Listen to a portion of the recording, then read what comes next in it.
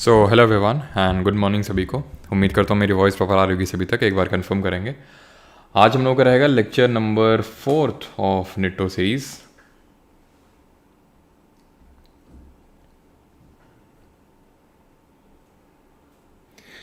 हाँ जी, आवाज़ नहीं आ रही, अभी आ रही होगी। एक बार कंफर्म करेंगे, अभी वॉइस आ रही होगी प्रॉपर। तो आज हम लोग का लेक्चर नंबर 4 रहने वाला है और उम्मीद है कि हाँ, आपने प्रीवियस 3 लेक्चर्स देख लिए होंगे। ठीक है, सैटरडे संडे को हम लोग का निट्टो का सीरीज़ रहता है। बहुत लोगों का डिमांड था रिगार्डिंग द निट्टो सीरीज़ के हैंड रिटन नोट्स, तो भाई इसका भी जुगाड़ करते हैं। ठीक है, हैंड रिटन नोट्स का भी। और आज से हम कोशिश करेंगे कि प्रीवियस सारे लेक्चर्स इंक्लूडिंग आज का लेक्चर वो सारे आपके नोट्स मिल जाएं। ठीक है, ज्वाइन कर लीजिएगा टेलीग्राम परमार एसएससी टेलीग्राम। ठीक है, मैं इनको फ्री ही रखूँगा, ये भी फ्री रहेगा क्योंकि मैंने वादा किया था कि भाई जो भी रहेगा टीयर 2 के लिए सब फ्री ही रहेगा, तो फिर ये भी फ्री ही रहेगा। आपका जो हैंड रिटन नोट्स है वो भी आपके लिए फ्री ही रहेंगे अगर मैं यहाँ पे प्रोवाइड करूँगा, और वो भी डिजिटल फॉर्मेट्स में। ठीक है, right. 1 million soon, yes the 1 million soon जल्दी होने वाले हैं अपने। 10,000 आई थिंक बचे हैं। हाँ, बुक जल्दी दिलवा दीजिए। निट्टो सवाल है डिट्टो, बुक भी जल्दी आ जाएगा।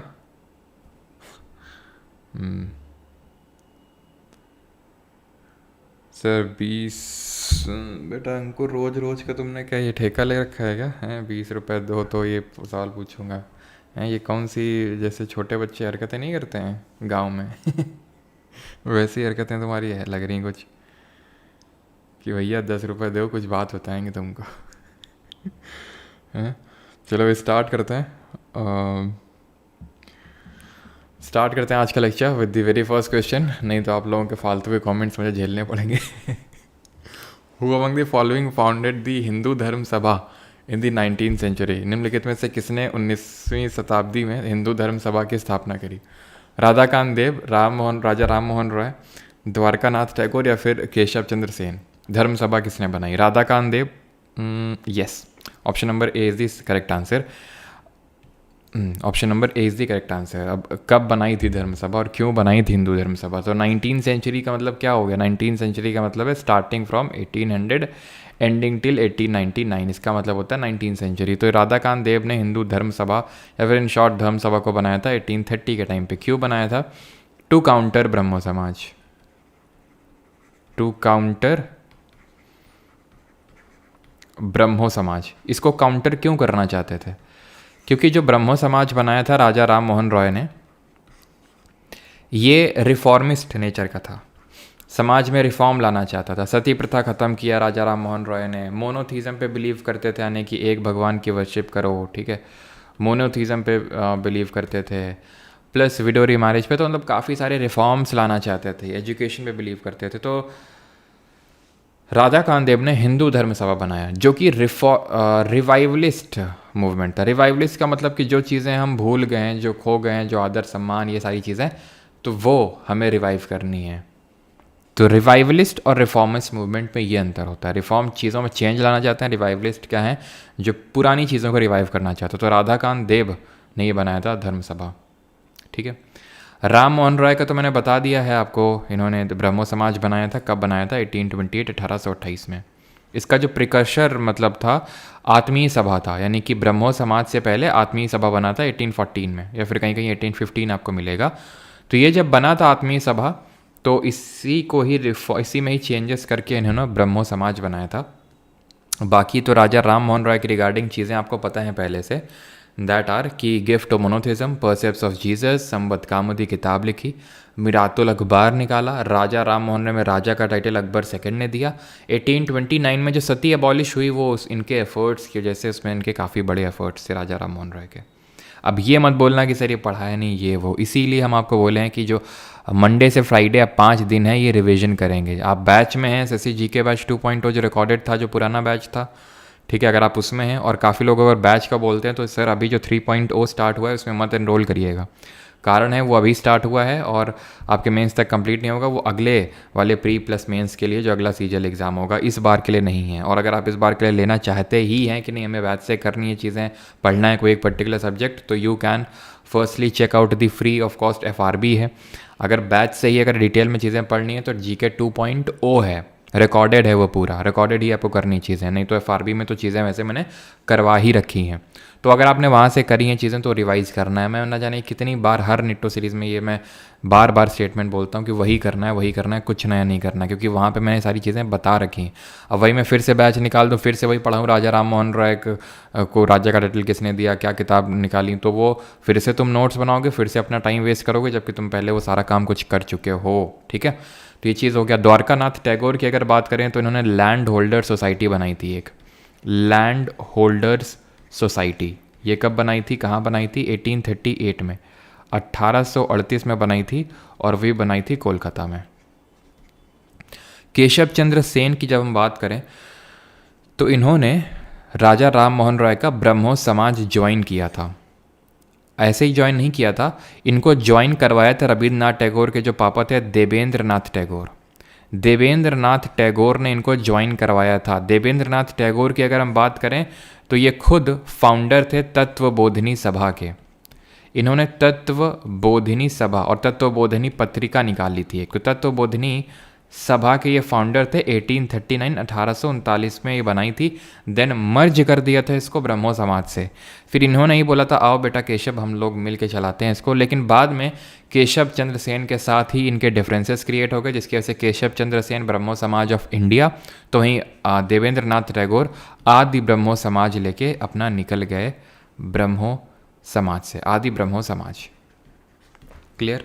ये देवेंद्र नाथ टैगोर की बात है जिन्होंने तत्वबोधिनी सभा तत्वबोधिनी पत्रिका निकाली। अब केशव चंद्र सेन ने श्रीधरलू नायडू के साथ, श्रीधरलू नायडू के साथ मिल के इन्होंने वेद समाज की स्थापना करी, जिसको कि हम ब्रह्मो समाज ऑफ साउथ इंडिया के नाम से जानते हैं। ये सारी चीज़ें ध्यान रखिएगा।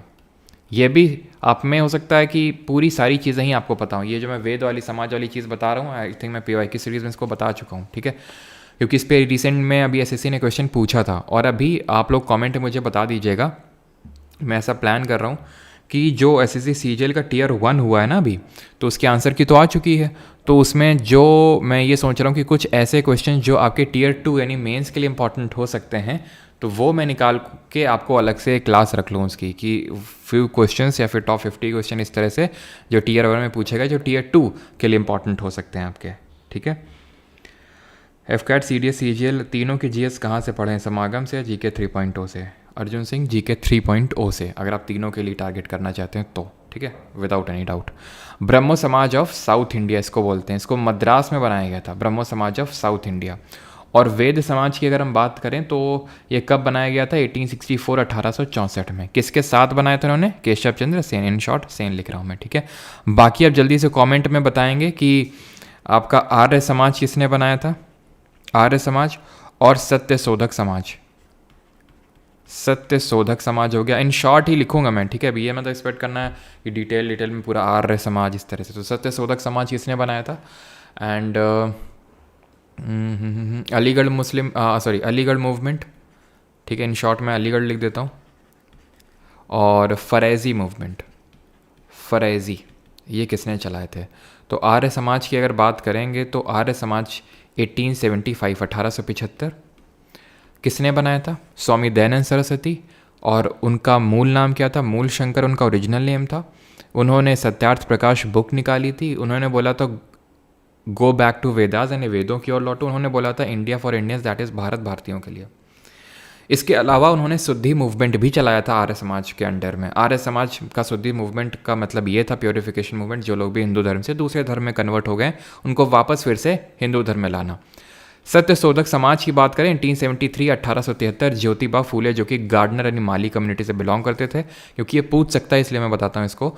और ये जो हैं ज्योतिबा फूले जी, इन्होंने 2 बुक्स लिखी थी। एक तो है गुलामगिरी, ठीक है, गुलामगिरी, और एक लिखी थी इन्होंने सार्वजनिक सत्य धर्म। ठीक है, सार्वजनिक सत्य धर्म। ये लिखी थी किसमें? मराठी लैंग्वेज में। ठीक है, मराठी लैंग्वेज, क्योंकि खुद ये मराठी थे। ठीक है, फूले कास्ट आपको पता। और इनके वाइफ सावित्रीबाई फूले, उनको कंसिडर किया जाता है first women teacher of India. Aligarh Muslim university की अगर बात करें तो ये तो देखिए अलीगढ़ मूवमेंट की अगर बात करें तो 1875 में सर सैयद अहमद खान ने, सर सैयद अहमद खान, ठीक है, सर सैयद अहमद खान। कमेंट में आप बताइए स्पीड कैसी लग रही है आपको, कि सर स्पीड बढ़ाइए, कम करिए, ठीक है, कैसी क्या लग रही है, कमेंट बताइए, कि मुझे नहीं पता आप लोगों का क्या है, ठीक है।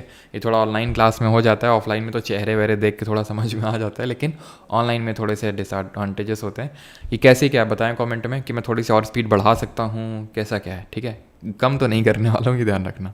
सर सैयद अहमद खान, ठीक है। और इन्होंने मोहम्मदन एंग्लो ओरिएंटल कॉलेज की स्थापना करी थी, ठीक है, जिसको आज अलीगढ़ मुस्लिम यूनिवर्सिटी के नाम से जानते हैं 1875 में, और अलीगढ़ मुस्लिम यूनिवर्सिटी 1920 में जाके बनती है।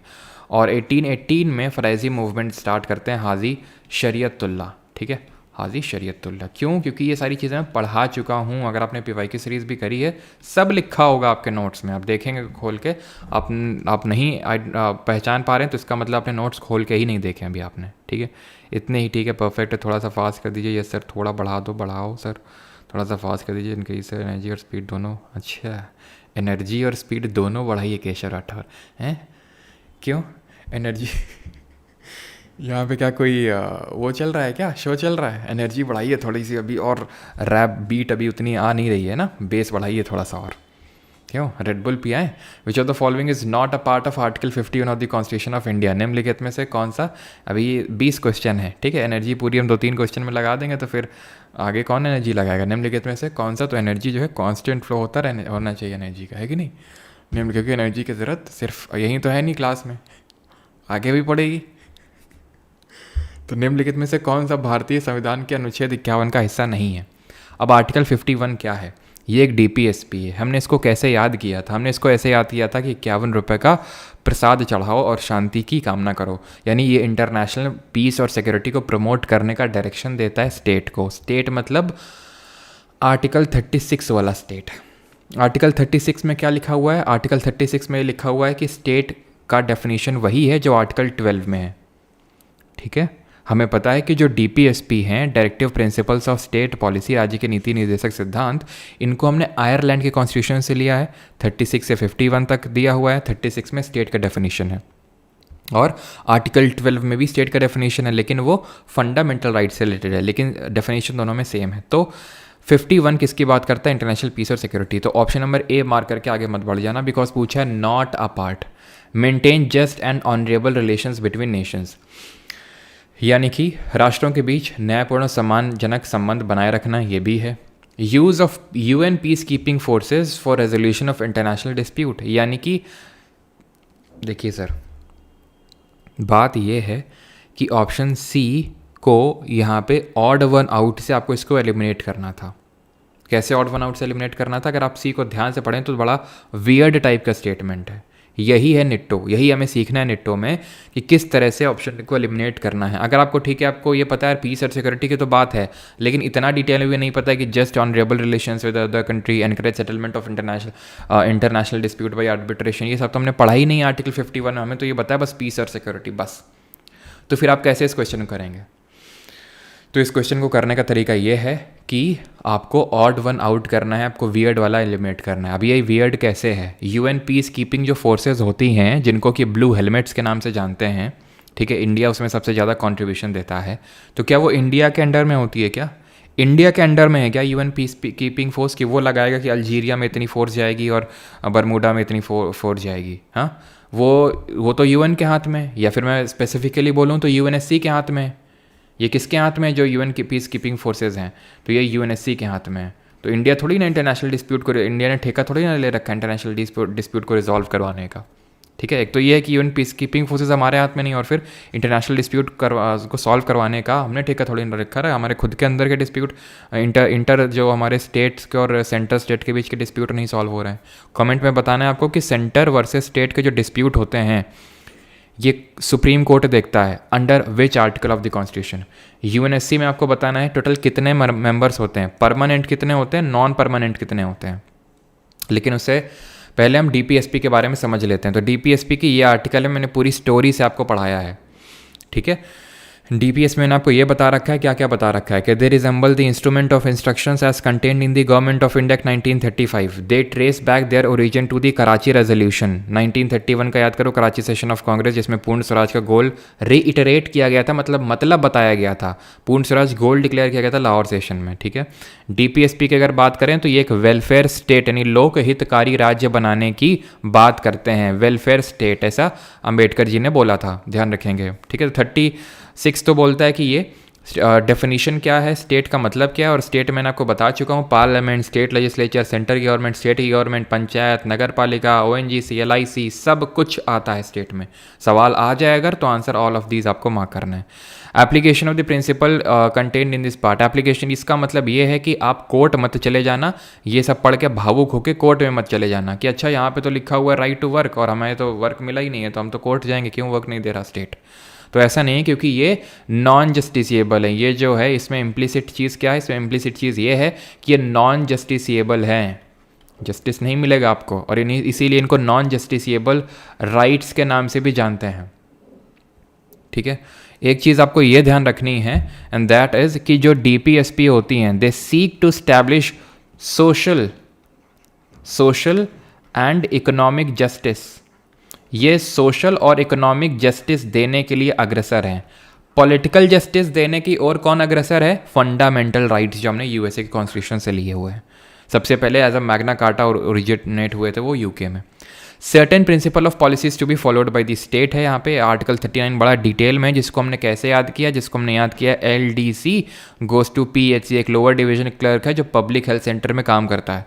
तो L से हो गया लाइवलीहुड यानी एडिक्वेट मीन्स ऑफ लाइवलीहुड हमें सबको देना है। D से जो भी डिस्ट्रीब्यूशन है मटीरियल रिसोर्सेज का, डिस्ट्रीब्यूशन ऑफ मटीरियल रिसोर्सेज, जो भी रिसोर्सेज हैं उसको इक्वल डिस्ट्रीब्यूशन होना चाहिए।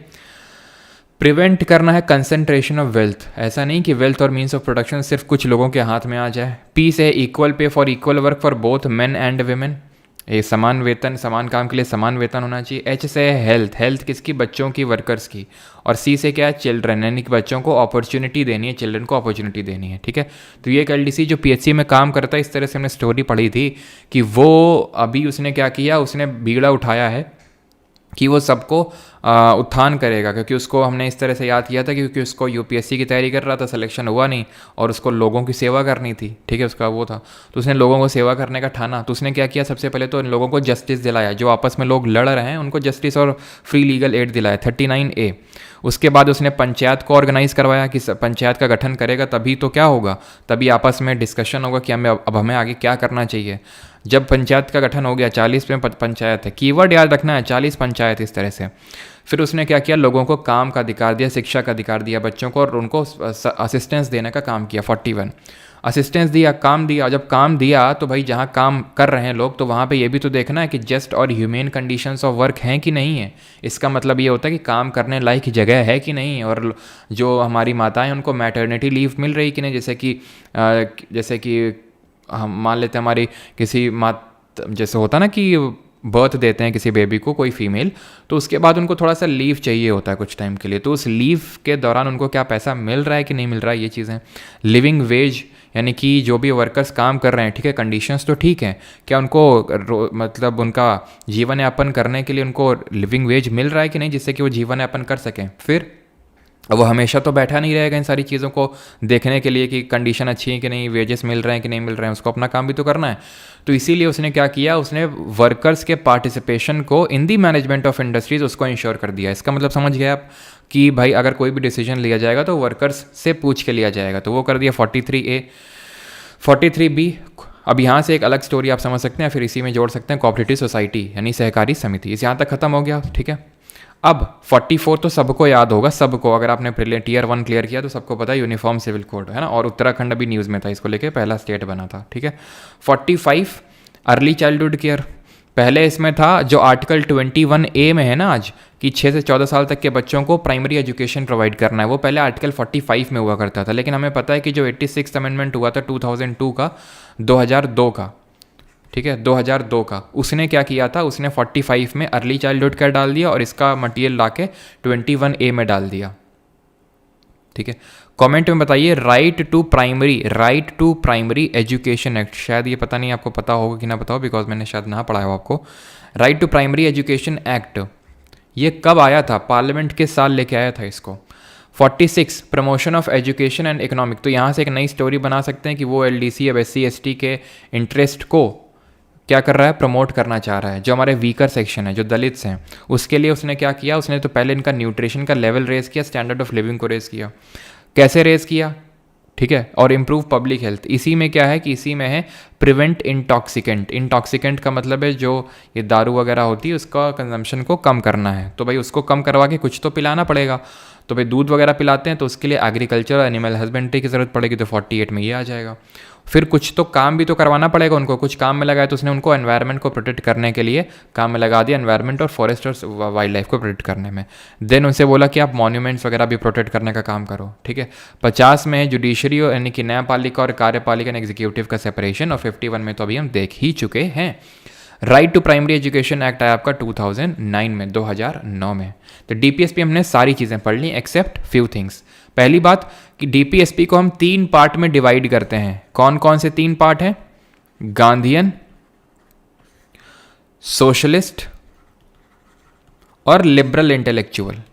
लिबरल इंटेलेक्चुअल ये भी आप पढ़ चुके हैं। ये डिवीजन कहीं कॉन्स्टिट्यूशन में नहीं लिखा हुआ है, ये हम अपने पढ़ने के लिए सुविधा के लिए इसको करते हैं। जैसे कि आप ये पढ़ रहे हैं, ये सब पंचायत वाले को छोड़ के, पंचायत गांधीयन DPSP, क्योंकि गांधी जी चाहते थे कि पंचायत का गठन हो। तभी तो 2 अक्टूबर 1959 को राजस्थान के नागौर में क्या लाया गया था, सबसे पहले पंचायत लाया गया था, ठीक है। बाकी 38, 39A, 41, 42, 43 क्या है, सोशलिस्ट DPSP है।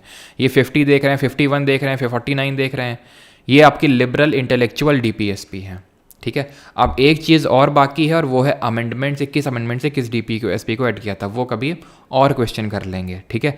जिनको पता है तो मैं समराइज़ कर देता हूँ, पता सबको होगा। अगर आपने रिवाइज़ कर रहे हैं तो पता है आपको, बार बार उसी को रिवाइज़ करिए। क्या 4 अमेंडमेंट हुए थे, 42nd अमेंडमेंट से 4 DPSP ऐड करी थी, 86th अमेंडमेंट से तो बता ही दिया 45 वाला। देन 97th अमेंडमेंट से, और 97th अमेंडमेंट से इसको ऐड किया था 43B को, कोऑपरेटिव सोसाइटी 97th अमेंडमेंट। और एक 44th अमेंडमेंट हुआ था जिसमें आर्टिकल 38 में एक्स्ट्रा चीज़ ऐड किए थे। एक्स्ट्रा चीज़ ऐड किए तो बर्गर वाली चीज़ नहीं, ये है जो ऐड किए थे, that is to minimize inequality in income status facility and opportunity. तो इन शॉर्ट मैं इनइक्वालिटी लिख रहा हूँ, टू मिनिमाइज इनइक्वालिटी। पूरा क्या है, to minimize inequality in income status facility and opportunity. और 42nd अमेंडमेंट से कौन कौन सी DPSP ऐड करी, तो एक तो 39A ऐड करी, 43A ऐड करी, प्लस यहाँ पे अगर आप देखेंगे तो 39 में ही ऐड करी, 39 में F, ठीक है।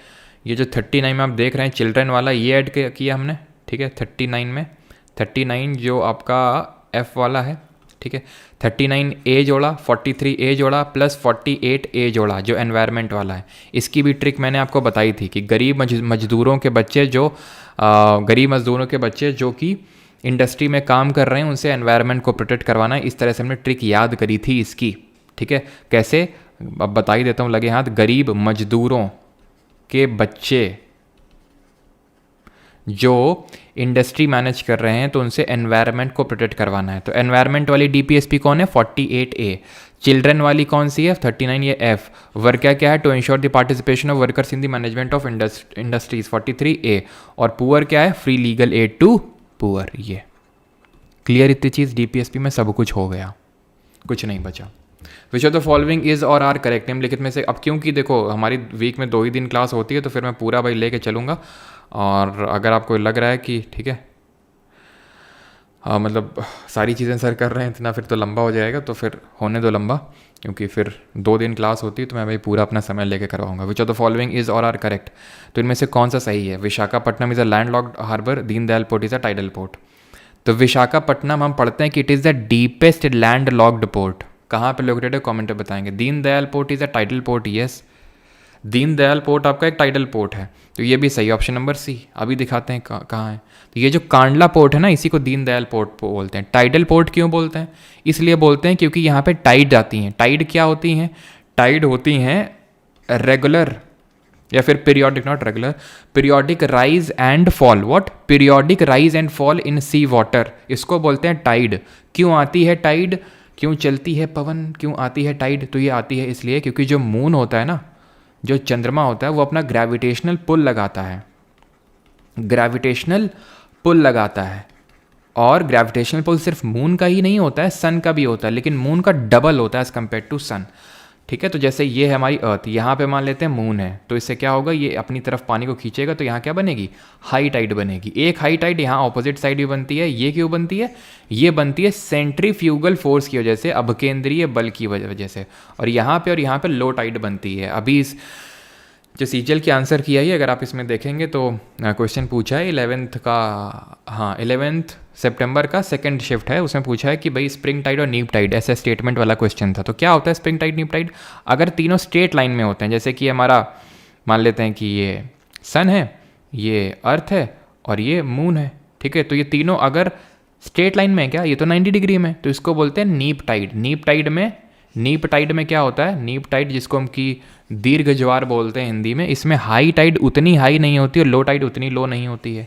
ये सन है, ये मून है, ये मून मान लो या फिर अर्थ मान लो, मान लेते हैं मून है और ये अर्थ, ये तीनों स्ट्रेट लाइन में, तीनों ये स्ट्रेट लाइन में। और कैसे हो सकते हैं, ये तो यहाँ पे अर्थ बीच में हो सकती है, मून यहाँ पे हो सकता है। इसको बोलते हैं सिज़िकी पोजीशन, जब तीनों स्ट्रेट लाइन में होते हैं। इस केस में हाई टाइड बहुत हाई, लो टाइड बहुत लो बनती है, इसको बोलते हैं स्प्रिंग टाइड। समझ में आई बात, तीनों स्ट्रेट लाइन में है। कमेंट में ये बता दो जल्दी से कि पहला और दूसरे में किसको सोलर इक्लिप्स बोलते हैं, बस इतना बता दो। और सोलर इक्लिप्स को क्या बोलते हैं, अमावस होता है सोलर इक्लिप्स को, या फिर ये होता है क्या बोलते हैं, पूर्णिमा होता है, जल्दी से। तो अभी यहाँ पे आ जाते हैं। तो टाइड क्या है ना कि टाइड वहाँ पे बहुत ही ज़्यादा हाई हो जाती हैं, वो कोस्ट लाइन पे भी डिपेंड करती हैं। इसकी ज़रा कोस्ट देखो, ऐसी फनल शेप की है, ऐसे बे ऑफ फुंडी जाओगे तुम, यूएसए मतलब ये कनाडा में पड़ेगी बे ऑफ फुंडी, तो वहाँ पे भी ऐसा फनल शेप है। तो इसकी वजह से क्या होता है कि वाटर लेवल आप देख रहे हो, फनल शेप की वजह से हाई हो जाता है वाटर लेवल ज़्यादा, तो यहाँ पे टाइडल एनर्जी जो कि रिन्यूएबल फॉर्म ऑफ एनर्जी होती है वो बन जाती है। बाकी भी कुछ और रिन्यूएबल फॉर्म्स ऑफ एनर्जी लिखिए कमेंट में। तो ये हो गया, ठीक है, टाइडल पोर्ट। देन आओ महाराष्ट्र में, ये है मुंबई और ये इसी के पास में जेएनपीटी। जेएनपीटी को बाद बनाया गया था मुंबई वाले का लोड कम करने के लिए। JNPT that is Jawaharlal Nehru port trust, आपको सारी चीज़ें पता है, ना जाने कितनी बार मैंने पढ़ाया होगा आपको। नावा शेवा के नाम से इसको जाना जाता है। It is the largest container port, ये सबसे बड़ा कंटेनर पोर्ट है ये। और अगर सबसे बड़ा प्राइवेट कंटेनर पोर्ट पूछ ले तो गुजरात में ये मुंद्रा पोर्ट है, ये अडानी चलाते हैं इसको, मुंद्रा पोर्ट। मरमगांव पोर्ट ट्रस्ट, तो मुंबई और ये जेएनपीटी का है नावा शेवा, और इसी को कनेक्ट करने के लिए अभी लॉन्गेस्ट सी ब्रिज बनाया। जरा बताइए उसका नाम क्या है। मरमगांव ये है गोवा में, ये जो ज्वारी नदी है उसकी ईस्टवरी, उसकी ज्वारबद्ध उन्मुख में बना हुआ है। गोवा की दो नदियाँ प्रमुख नदियाँ, एक तो मंडोवी और ज्वारी। मंडोवी में कौन सा वाटरफॉल है, दूध सागर वाटरफॉल है। कर्नाटक में मंगलुरु है, केरल में कोची है, इसको हम किस नाम से जानते हैं, क्वीन ऑफ अरेबियन सी के नाम से। Tamil Nadu is the state with the maximum number of major port. ये जो देख रहे हैं हम, ये मेजर पोर्ट है। मेजर पोर्ट माइनर पोर्ट में क्या अंतर होता है, तो मेजर पोर्ट जो आप मान सकते हो कि जो सेंट्रल गवर्नमेंट के कंट्रोल में है मेनली, और जो माइनर पोर्ट हो गया हमारे वो स्टेट गवर्नमेंट के कंट्रोल में मेनली, ठीक है। तो यहाँ पे टूटिकॉर्न है, चेन्नई है, और एन्नोर को कामराजर पोर्ट बोलते हैं। It is the first corporatized major port of India. First corporatized major port का मतलब है कि कॉर्पोरेट्स के हाथ में है ये मेजॉरिटीज़ की। तो टूटिकॉर्न हो गया, चेन्नई हो गया और एन्नोर हो गया। इसके बाद Visakhapatnam deepest landlocked port, Paradip Orissa में है, ये सबसे ज़्यादा कार्गो हैंडल करने वाला ये बन गया। इससे पहले कांडला था, लेकिन अभी पारादीप ने इसका रिकॉर्ड तोड़ दिया। और कोलकाता है, इसको हम किस नाम से जानते हैं, तो ध्यान रखना है डायमंड हार्बर। ये भारत का सबसे पुराना पोर्ट है, 1877 में बना था, 1877 में, ठीक है। और ये एक आपका रिवराइन पोर्ट है। कौन सा पोर्ट है, रिवराइन पोर्ट, ये है आपका रिवराइन पोर्ट। क्यों, क्योंकि यहाँ पे गंगा नदी आती है, और गंगा नदी की एक डिस्ट्रीब्यूटरी यहाँ पे वेस्ट बंगाल में फरक्का नाम की जगह निकल जाती है, हुगली। तो हुगली रिवर से इसको वाटर मिलता है, इसलिए इसको हम बोलते हैं क्या, रिवराइन पोर्ट। तो मेजर कितने पोर्ट हैं भारत में, 13 मेजर पोर्ट हैं। ये चीज़ को नंबर याद रखेंगे, ठीक है।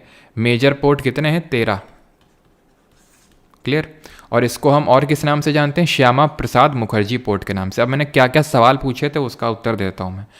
तो यहाँ पे अर्थ मून बीच में है, तो इसको बोलते हैं, पहले वाले को सोलर इक्लिप्स और दूसरे वाले को लूनर इक्लिप्स बोलते हैं, ठीक है। सोलर इक्लिप्स में क्या होता है, सोलर इक्लिप्स में होता है अमावस अमावस क्यों होता है? क्योंकि एकदम मून चंद्रमा दिखता ही नहीं है रात में, क्योंकि पूरी सन की लाइट तो इस वाले फेस में पड़ रही है। हम तो यहाँ से मून को देख रहे हैं, इस पर तो लाइट पड़ ही नहीं रही है। इसमें क्या होता है? इसमें होता है पूर्णिमा। तो इसमें हो सकता है तुम दिमाग लगाओ, वैसे तो अगर तुम्हें पढ़ रखा है मुझसे तो तुम्हें पता होगा कि सन की लाइट पीछे से जा रही है पूरी की पूरी मून की तरफ। ये मत सोचना कि अर्थ ने ब्लॉक कर लिया, ब्लॉक करता है एक केस में, जब तीनों एक प्लेन पे आ जाते हैं, जिसको कंप्लीट लूनर इक्लिप्स बोलते हैं। उस केस में चंद्रमा लाल लाल दिखता है, उसको रेड मून बोलते हैं, ठीक है। लेकिन नॉर्मल केस में तीनों एक प्लेन पे नहीं होते, लाइन पे तो होते हैं लेकिन एक प्लेन पे नहीं। जैसे कि अर्थ मान लो कि नज़दीक है, मून पीछे की तरफ है, तो पूरी लाइट जा रही, पूर्णिमा बोलते हैं इसको। हमारे जितने भी त्यौहार होते हैं, होली हो गया, आपका दशहरा वगैरह हो गया, रक्षाबंधन हो गया, सब पूर्णिमा में सेलिब्रेट होते हैं। और जो ये क्या बोलते हैं, दिवाली, वो कार्तिक में होती है, कार्तिक के महीने में अमावस में होती है वो। क्लियर इतनी चीज़? मेजर पोर्ट कितने? अब कुछ और जरा लगे हाथ बता दो। वो चीज़ ये है, रिसेंट में अभी मोंगला पोर्ट न्यूज़ में था। मोंगला पोर्ट क्यों न्यूज़ में था? कहाँ है, किस देश में है ये? फिर ये बता दो जल्दी से कि विंजीज़ैम पोर्ट न्यूज़ में था, ये क्यों न्यूज़ में था विंजीज़ैम पोर्ट? और ये एक बता दो, एक आइलैंड न्यूज़ में था इंडिया और श्रीलंका के बीच में, ये क्यों न्यूज़ में था?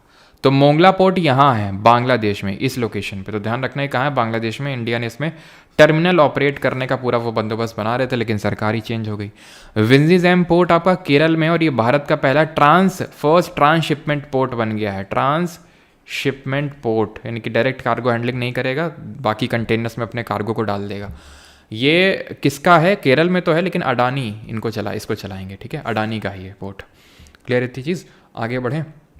और ये क्या है आपका? कच्चा तीवू आइलैंड है, कच्चा तीवू आइलैंड। और यहाँ पे कौन सा जरा बताएंगे? म्यांमार में कौन सा पोर्ट है जिसके अभी ऑपरेशनल राइट्स इंडिया ने लिए हैं? तो वेस्ट बंगाल का है आपका, कौन सा? वेस्ट बंगाल का कौन सा पोर्ट है जिसको कि लिंक किया गया है म्यांमार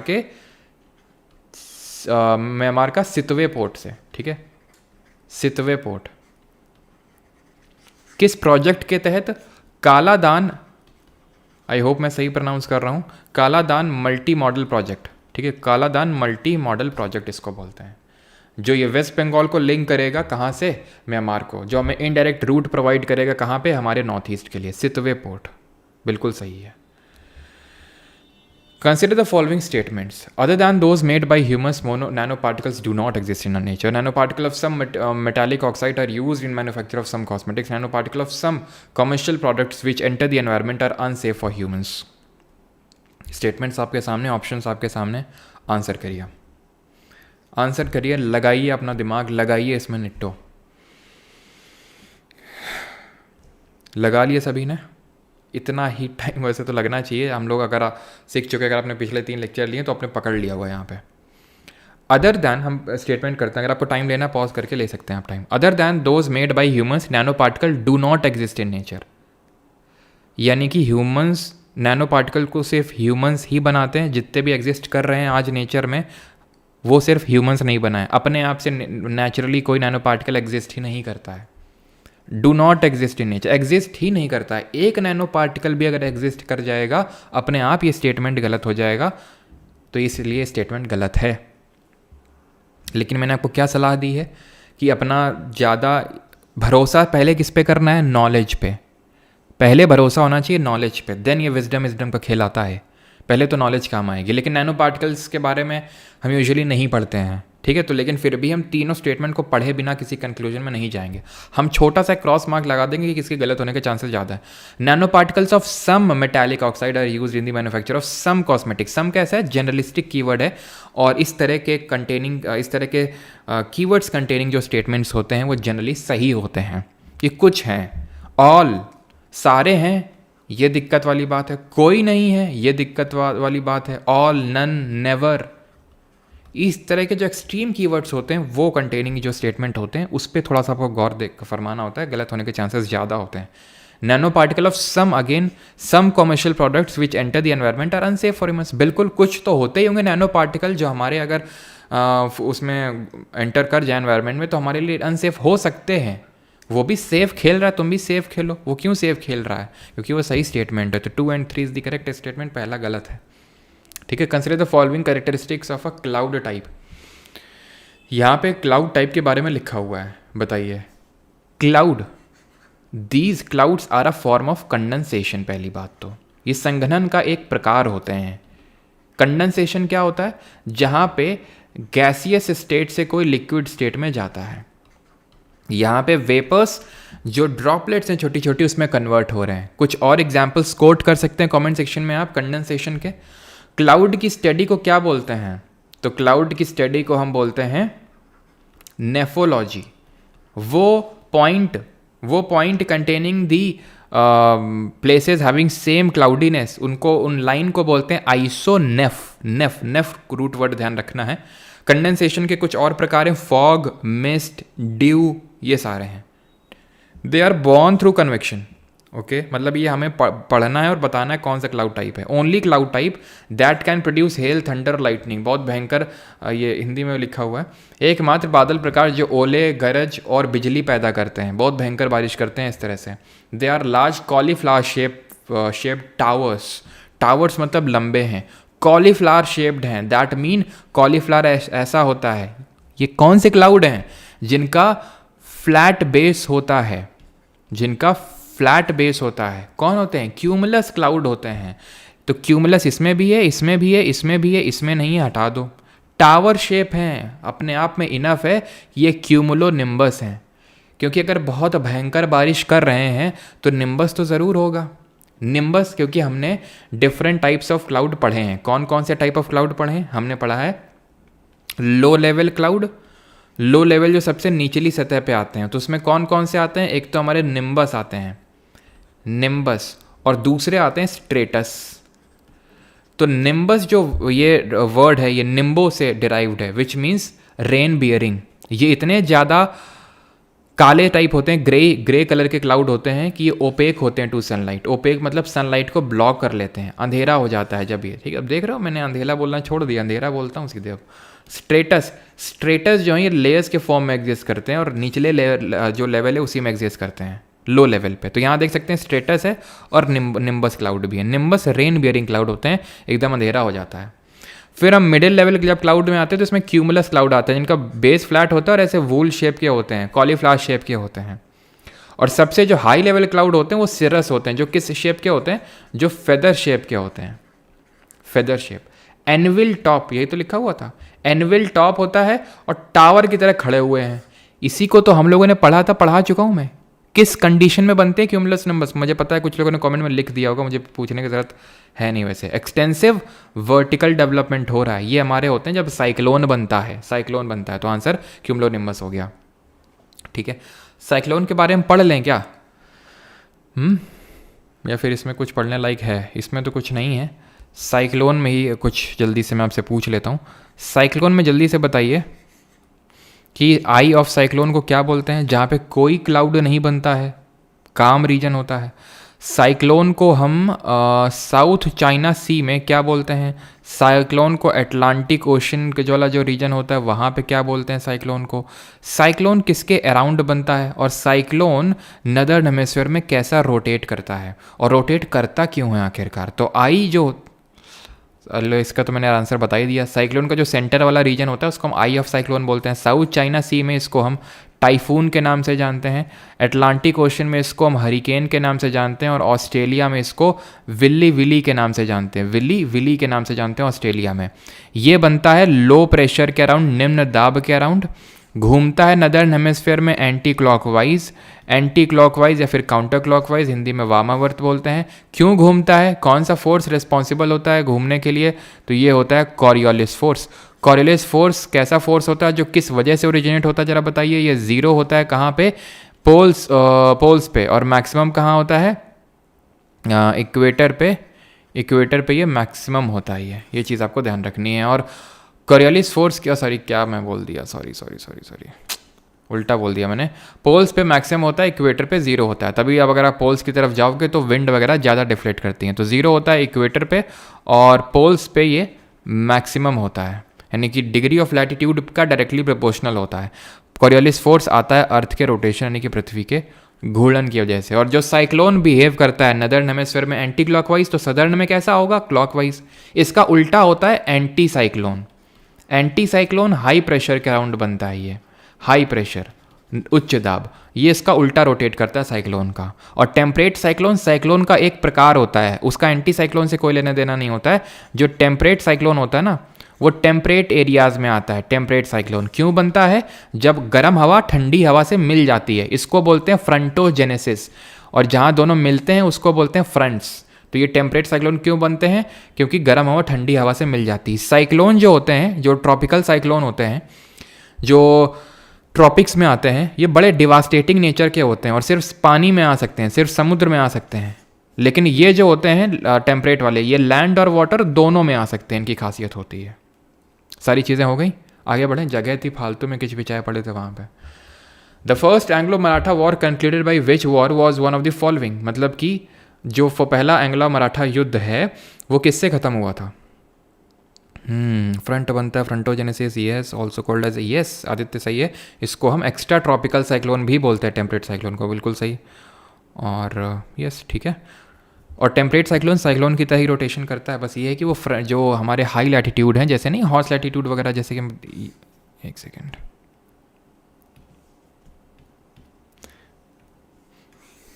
ये आपको पता है इक्वेटर है, भूमध्य रेखा, ये ट्रॉपिक ऑफ कैंसर है, ये ट्रॉपिक ऑफ कैप्रिकॉर्न है। तो इक्वेटर, ये यहाँ पे जो साइक्लोन आएंगे वो ट्रॉपिकल साइक्लोन, ये आर्कटिक सर्कल है, ये एंटार्क्टिक सर्कल है, ठीक है। तो ये वाला जो रीजन होगा इसको नॉर्थ टेम्परेट जोन, इसको साउथ टेम्परेट जोन बोलते हैं। इसको क्या जोन बोलते हैं जरा बताना। तो यहाँ जो साइक्लोन आएंगे ना, तो इनको एक्स्ट्रा ट्रॉपिकल टेम्परेट साइक्लोन बोलेंगे। ये क्या होते हैं हमारे, ये सब ट्रॉपिक होते हैं। पिछले लेक्चर में ही पढ़ाया था, जो कोएप्पन क्लाइमेटिक क्लासिफिकेशन पढ़ा रहा था वहाँ पे। तो कौन सा कोएप्पन का कौन सा कीवर्ड यूज़ करते हैं, कौन सा अल्फ़ाबेट यूज़ करते हैं सब ट्रॉपिक्स के लिए? ये फ्रिजिड जोन है जो आर्कटिक और एंटार्क्टिक्स के बियॉन्ड है। और यहीं पे होते हैं आपके सब ट्रॉपिक्स के जस्ट ऊपर 30 डिग्री नॉर्थ और 30 डिग्री साउथ में क्या कौन से लैटिट्यूड होते हैं? हॉट्स लैटिट्यूड होते हैं, अश्व अक्षांश होते हैं, यहीं पे आपको देखने को मिलते हैं। ITCZ क्या होता है? ITCZ ये मत कभी बोला करो कि इक्वेटर पे मतलब होता है, इक्वेटर के आसपास होता है। ITCZ ये एक जोन होता है, इस तरह से ऐसा एक जोन होता है ITCZ, ठीक है। ITCZ इज़ अ जोन जो इक्वेटर के पास में होता है। ITCZ ऊपर नीचे जाता रहता है सन के अपरेंट मूवमेंट के हिसाब से। सन ऊपर है अभी इस समय इक्वेटर के ऊपर, तो ऊपर होगा, सन नीचे तो वो नीचे होगा। ऐसा फिक्स उसका पोजीशन नहीं होता है इंटरट्रॉपिकल कन्वर्जेंस जोन का, ठीक है। फ्रिजिड जोन इसको बोलते हैं। 30 डिग्री नॉर्थ और साउथ ये हॉट लैटिट्यूड होते हैं। क्लियर इतनी चीज़? और कुछ तो नहीं है? नहीं है। फर्स्ट एंग्लो मराठा वॉर कब हुआ था, कब ख़त्म हुआ था? 1775 से लेकर 82 तक चला था। तो 1782 में ट्रीटी हुई थी, treaty of Salbai, option number D. किसके बीच में हुई थी? तो ये हुई थी ब्रिटिश ईस्ट इंडिया कंपनी, जिसकी तरफ से कौन था? जिसकी तरफ से था, क्या नाम था उसका, क्या नाम था उसका, नाम एकदम से जा रहा है। ट्रीटी ऑफ सालबाई में एक तो हाँ वॉरेन हेस्टिंग, क्योंकि 1782 में yes Warren Hastings. Warren Hastings के रिगार्डिंग आपको क्या क्या पता है? दो प्रमुख चीज़ें पता होनी चाहिए आपको, जल्दी से बताइए।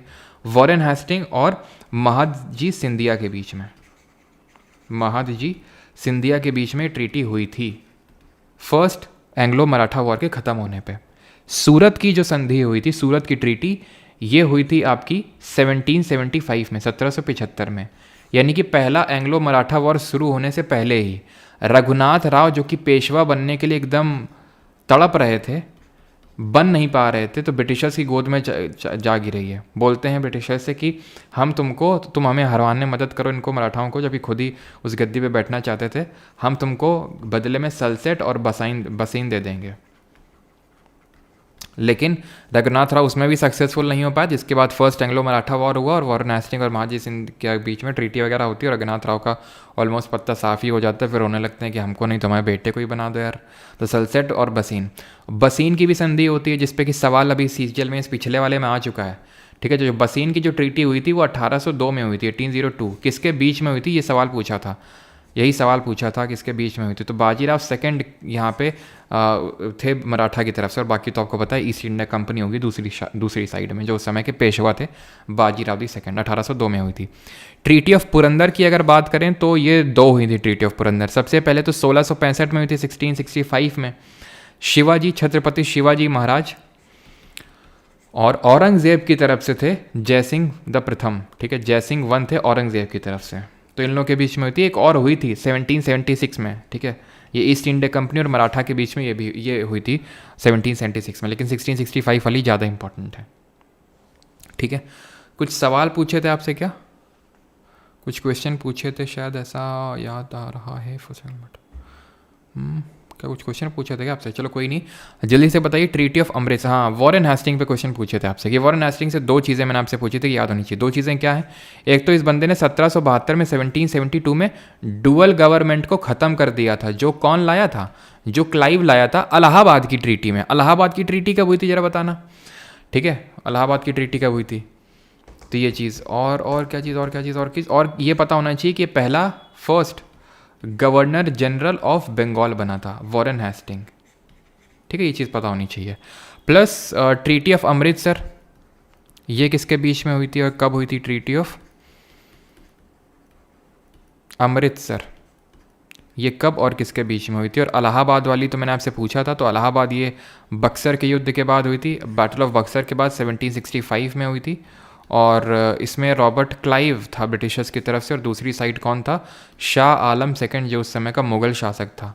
आपको पूरा सब कलानुक्रम पता है इसका कि किस तरह से बक्सर का बैटल हुआ था 1764 में, जहां उस समय का मुगल एम्परर शाह आलम सेकंड, अवध का नवाब शुजाउद्दौला और मीर कासिम जो नवाब ऑफ बंगाल था, तीनों एक साथ मिलके ब्रिटिशर्स के खिलाफ युद्ध छेड़ दिए थे, लेकिन हार गए थे तीनों। तो यहाँ बैठ के इनकी कैंची बनाई गई थी, हम लोगों ने इस तरह से पढ़ा था शाह आलम टू की। और क्लाइव ने यहाँ से डुअल गवर्नमेंट स्टार्ट किया था बंगाल में, जिसको ख़त्म किया था 1772 में वॉरेन हेस्टिंग ने। ट्रीटी ऑफ अमृतसर की बात करेंगे तो 1809 1809 में हुई थी। किसके बीच में हुई थी? महाराजा रंजीत सिंह। किस मिसल से बिलोंग करते थे? महाराजा रंजीत सिंह जी के बीच में हुई थी। और ब्रिटिशर्स की तरफ से कौन था? चार्ल्स मेटकाफ था। मेटकाफ को ही हम लिबरेटर ऑफ इंडियन प्रेस के नाम से जानते हैं, ठीक है? भारतीय जो प्रेस था उसका लिबरेटर के नाम से जानते हैं। एक ऑर्डिनेंस आया था जिसने कि प्रेस की फ्रीडम को कर्ब कर दिया था, ख़त्म कर दिया था, उसको फिर से लिबरेट करने का काम किया था, उसको हटाया था ऑर्डिनेंस को। ट्रीटी ऑफ अमृतसर के तहत क्या हुआ था? सतलज रिवर को बाउंड्री बनाया गया था कि सतलज के ऊपर वाला हिस्सा महाराजा रंजीत सिंह जी का और नीचे वाला ये अंग्रेज़ों का। तो महाराजा रंजीत सिंह नहीं, आपको पता है कि गोल्डन टेम्पल में वो गोल्डन परत इन्होंने वो चढ़ाई थी, और जिसको कि गुरु अर्जन देव ने बनवाना स्टार्ट किया था, उन्होंने बनवाया था, जो 5th सिख गुरु थे। और महाराजा रंजीत सिंह की अगर बात करें तो शुक्रचर्या हमारी 12 मिसल हुआ करती थी, तो उसमें शुक्रचर्या जो मिसल हुआ करती थी उससे महाराजा रंजीत सिंह बिलोंग करते थे। क्लियर है? चलिए, तो अब इम्पॉर्टेंट डेज को मैच करवा दीजिए जल्दी से सभी लोग। 400 रुपये भेजे दीपेश मीना ने। सर आपने मेरे SMS का जवाब नहीं दिया, मैंने आपको व्हाट्सएप पर कर दिया था सर, बहुत सीरियस इशू है, क्या करूँ समझ नहीं आ रहा करके आया था करेक्ट, और यहाँ आंसर आपने मेल करके देखा क्या? मैं एक बार चेक कर लूँगा। आपने नाम अपना सेंड किया है ना? क्योंकि अब इतने सारे मैसेजेस हैं व्हाट्सएप पे, तो मुझे दिखेगा तो नहीं, ऐसे मैं ढूंढने अगर बैठा भी तो मुझे दिखेगा नहीं, पक्की बात है ये। तो दीपेश आप एक बार मतलब नाम लिख देना, तो मैं जैसे दीपेश सर्च करूँगा तो आपका आ जाएगा, ठीक है? अभी और कोई और मत कर देना अब यहाँ, है ना? Please switch on light on your laptop. Light की लाइट क्या कम आ रहा है क्या? कम ब्राइट है क्या? ब्राइट तो है, क्या दिक्कत है उसमें? हाँ,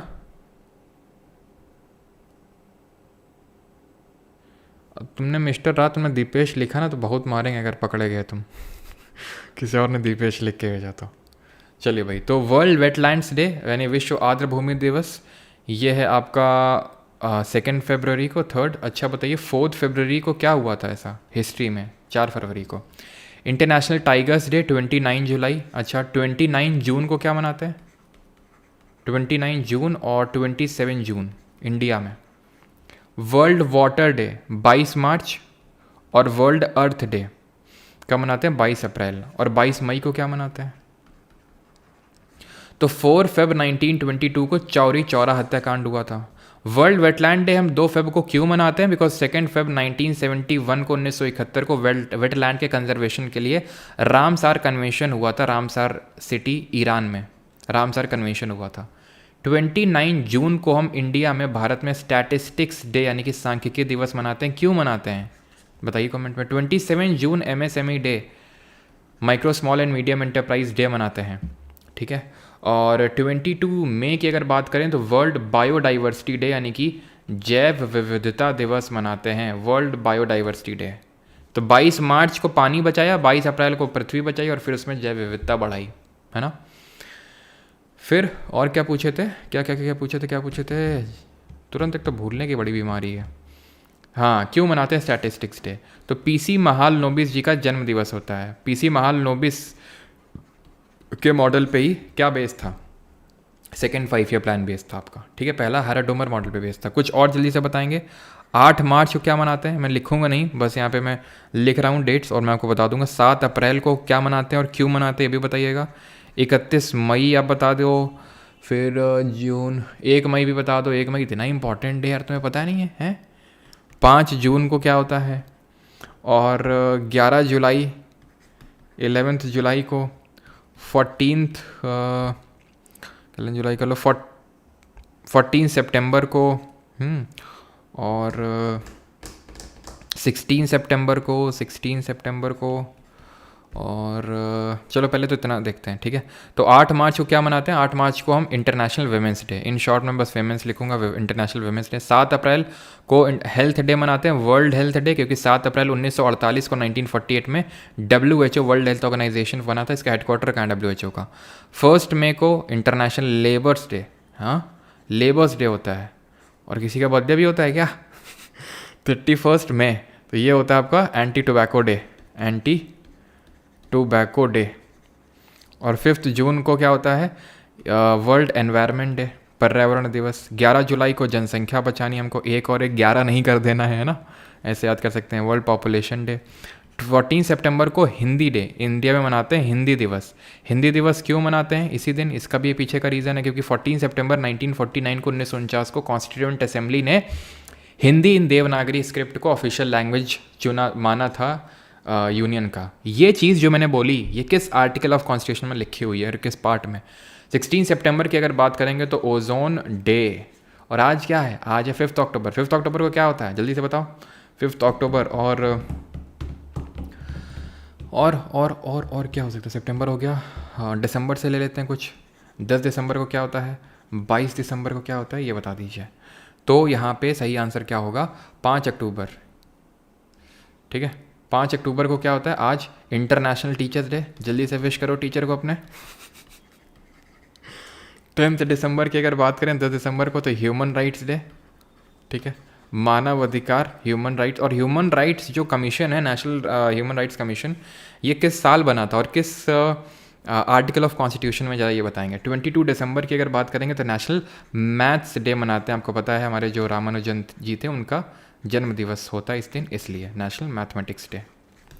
और मैंने क्या पूछा था, हाँ ये किस आर्टिकल में लिखी हुई है कि Hindi in Devanagari script shall be the official language of the union. ये लिखा हुआ है आर्टिकल नंबर 343 पार्ट नंबर 17 भाग 17, जो किसकी बात करता है, ऑफिशियल लैंग्वेजेस की बात करता है। पार्ट नंबर 17 आर्टिकल 343 में लिखा हुआ है। और इसमें यह लिखा हुआ है कि English shall continue for 15 years, यानी कि कॉन्स्टिट्यूशन जब एनफोर्स हो जाएगा 1950 में, तो उसके 15 साल तक इंग्लिश भी रहेगी, लेकिन उसके बाद डिसकंटिन्यू कर दी जाएगी। लेकिन वो डिसकंटिन्यू नहीं, उसको एक इंडियन ऑफिशियल लैंग्वेजेस एक्ट लाया गया। पार्लियामेंट में क्या लाया गया, ऑफिशियल लैंग्वेजेस एक्ट लाया गया 1963 में, 1963 में लागू हुआ, 1965 में, 1965 में लागू हुआ। इसके तहत इंग्लिश के यूज़ को कंटिन्यू अभी तक किया जा रहा है, ठीक है। और पार्लियामेंट में कौन सी लैंग्वेज यूज़ होगी, ये किस आर्टिकल में लिखा हुआ है। तो पार्लियामेंट में लैंग्वेज यूज़ होगी मतलब कि आपकी लैंग्वेज होगी हिंदी एंड इंग्लिश, और जो प्रिसाइडिंग ऑफिसर हैं वो किसी भी मेंबर ऑफ पार्लियामेंट को उसकी लोकल लैंग्वेज में बोलने के लिए मंजूरी दे सकते हैं, ठीक है।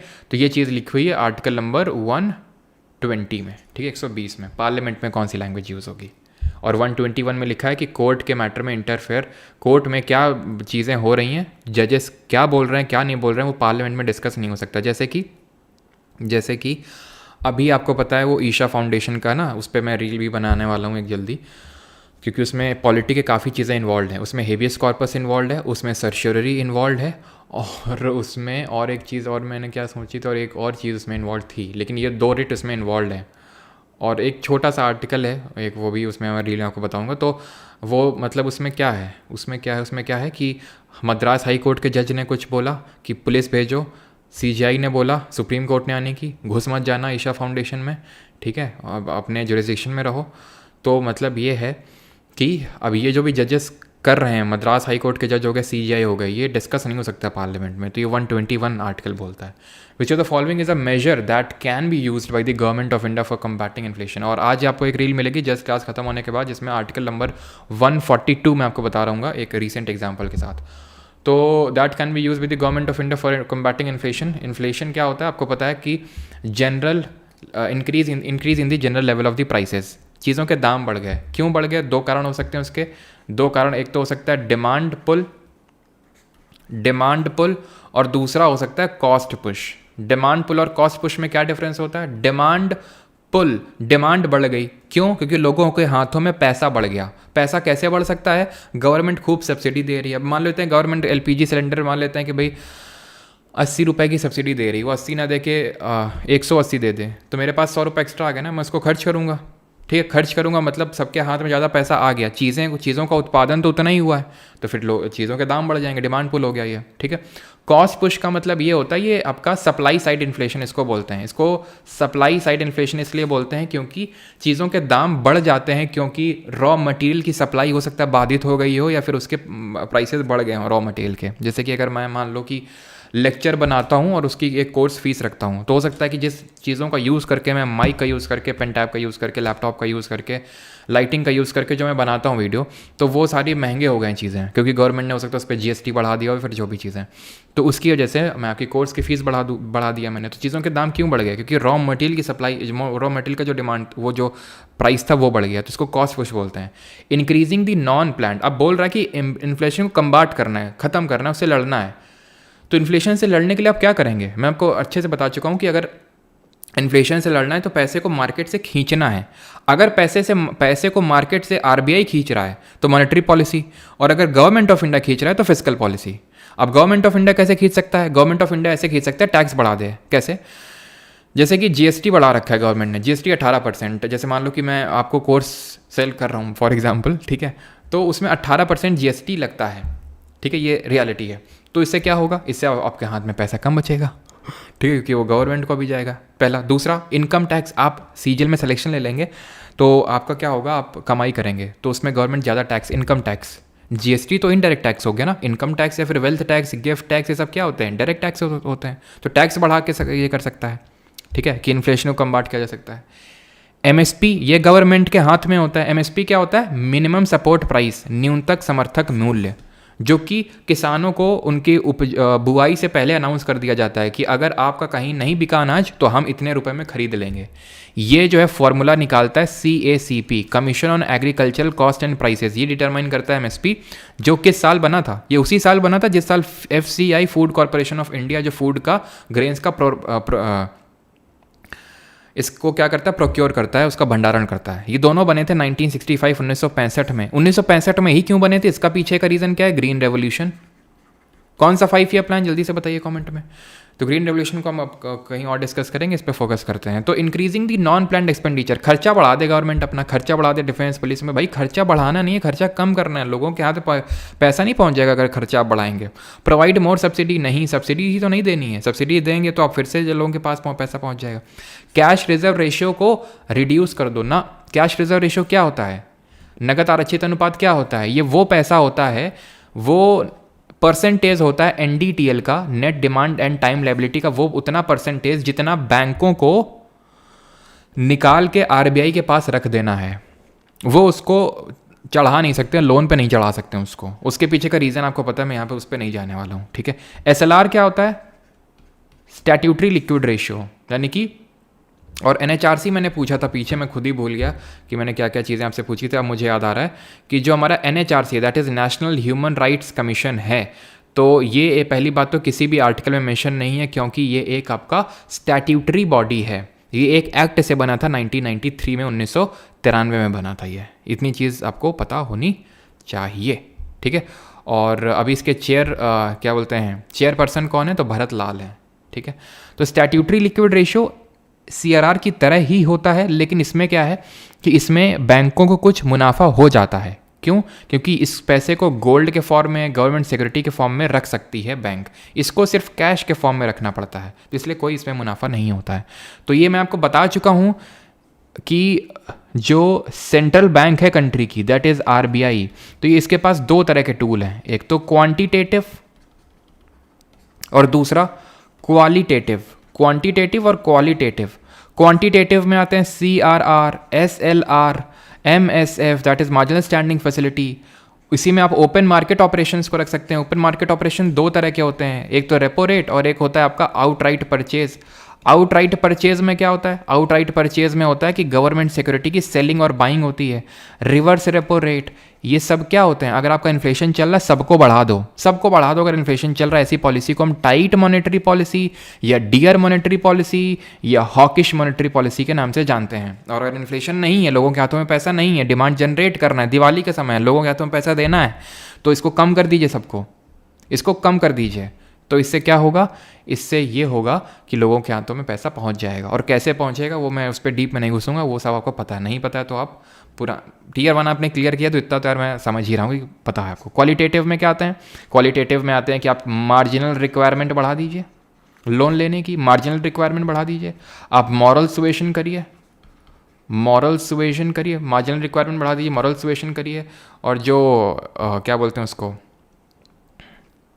नाम याद नहीं आ रहा एकदम से, क्या बोलते हैं और उसको,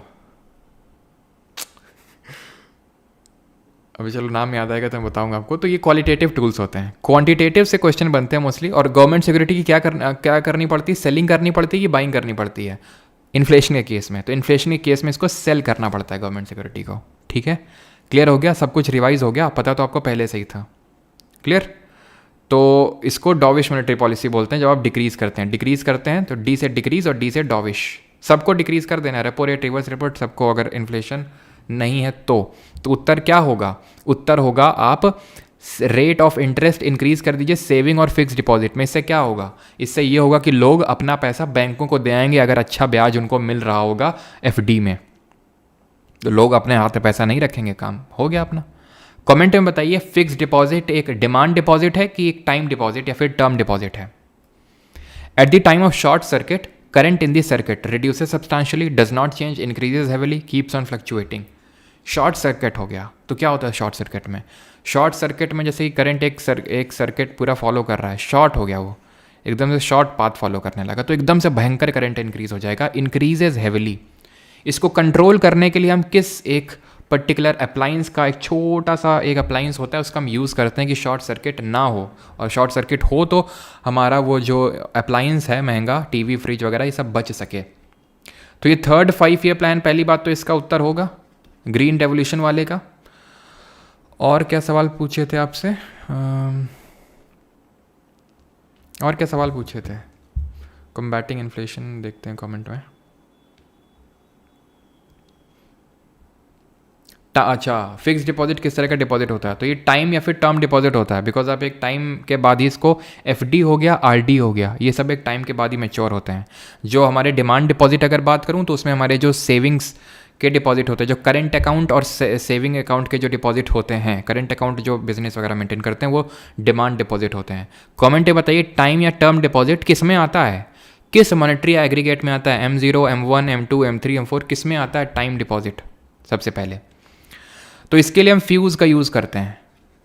फ्यूज़ क्या करता है और फ्यूज़ किस कॉन्सेप्ट पे काम करता है? ये किस कॉन्सेप्ट पे काम करता है फ्यूज़? तो फ्यूज़ जो है एक वो मटेरियल का बनाया जाता है जिसका मेल्टिंग पॉइंट गलनांक लो हो, लो मेल्टिंग पॉइंट का बनाया जाता है। ये कॉन्सेप्ट पे काम करता है heating effect of electric current. Heating effect of electric current, इसकी डिस्कवरी किसने करी थी? Plus magnetic effect of electric current की डिस्कवरी किसने करी थी? तो heating effect of electric current की डिस्कवरी तो जेम्स P. जूल ने करी थी। और magnetic effect of electric current की डिस्कवरी हंस क्रिश्चियन ऑर्स्टेड ने करी थी। हंस क्रिश्चियन ऑर्स्टेड कब करी थी? 1820 में करी थी, 1820 में। 1827 में ओम्स लॉ दिया गया था बाई साइमन ओम्स। ठीक है, तो इस पे कॉन्सेप्ट पे काम करता है। और जो टाइम या फिर टर्म डिपॉजिट होता है, ये सबसे पहले M3 में आता है, M3 में, जिसको कि हम मॉनेटरी एग्रीगेट या फिर ब्रॉड मनी के नाम से जानते हैं। क्लियर हो गई इतनी चीज़? इस पन्ने को तो भर दें। कमेंट में जल्दी से बताओ कि जो स्ट्रेट करंट कैरिंग कंडक्टर है, इसमें मैग्नेटिक फील्ड का डायरेक्शन कैसे निकाला जाता है? और किसने ये बोला था कि अगर इसके पास हम कोई मैग्नेट लाएंगे तो वो अट्रैक्ट या रिपेल करेगा इस बेसिस पे कि करंट का फ्लो का डायरेक्शन क्या है। तो पहली बात तो यहाँ पे हम यूज़ करते हैं राइट हैंड, थंब नहीं, सिर्फ राइट हैंड का यूज़ करोगे, अंगूठा नहीं, थम्स अप नहीं है जो है बोतल ढक्कन खोलोगे तुम, तो राइट हैंड रूल का यूज़ करते हैं, राइट हैंड। और फ्लेमिंग लेमिंग का नहीं है, फ्लेमिंग के अलग है, ध्यान रखना, फ्लेमिंग के राइट और लेफ्ट अलग हैं। फ्लेमिंग का लेफ्ट हैंड कहाँ पे इस्तेमाल आता है और फ्लेमिंग का राइट हैंड, ये हैं लेफ्ट हैंड थंब रूल और right hand thumb rule Fleming वाले।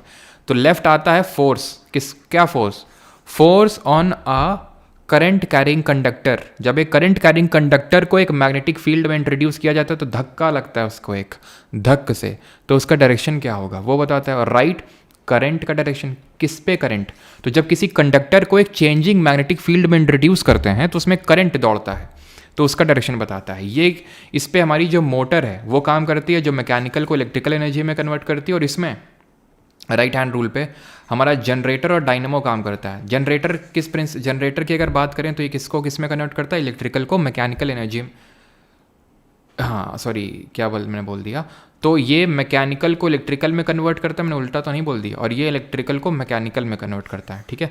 डायनेमो भी सेम काम करता है जो जनरेटर पे काम करता है। EMI इलेक्ट्रोमैग्नेटिक इंडक्शन का फिनोमिना किसने दिया था सबसे पहले, माइकल फैराडे ने दिया था इसका कॉन्सेप्ट, विद्युत चुंबकीय प्रेरण, ठीक है। और ये चीज़ कि मैग्नेट रखेंगे स्टेट करंट कैरिंग कंडक्टर के पास तो अट्रैक्ट रिपल, ये जीन्स एम्पियर ने बताया था। Ampere is the SI unit of what, which of the following statement is true when non metals are dissolved in water.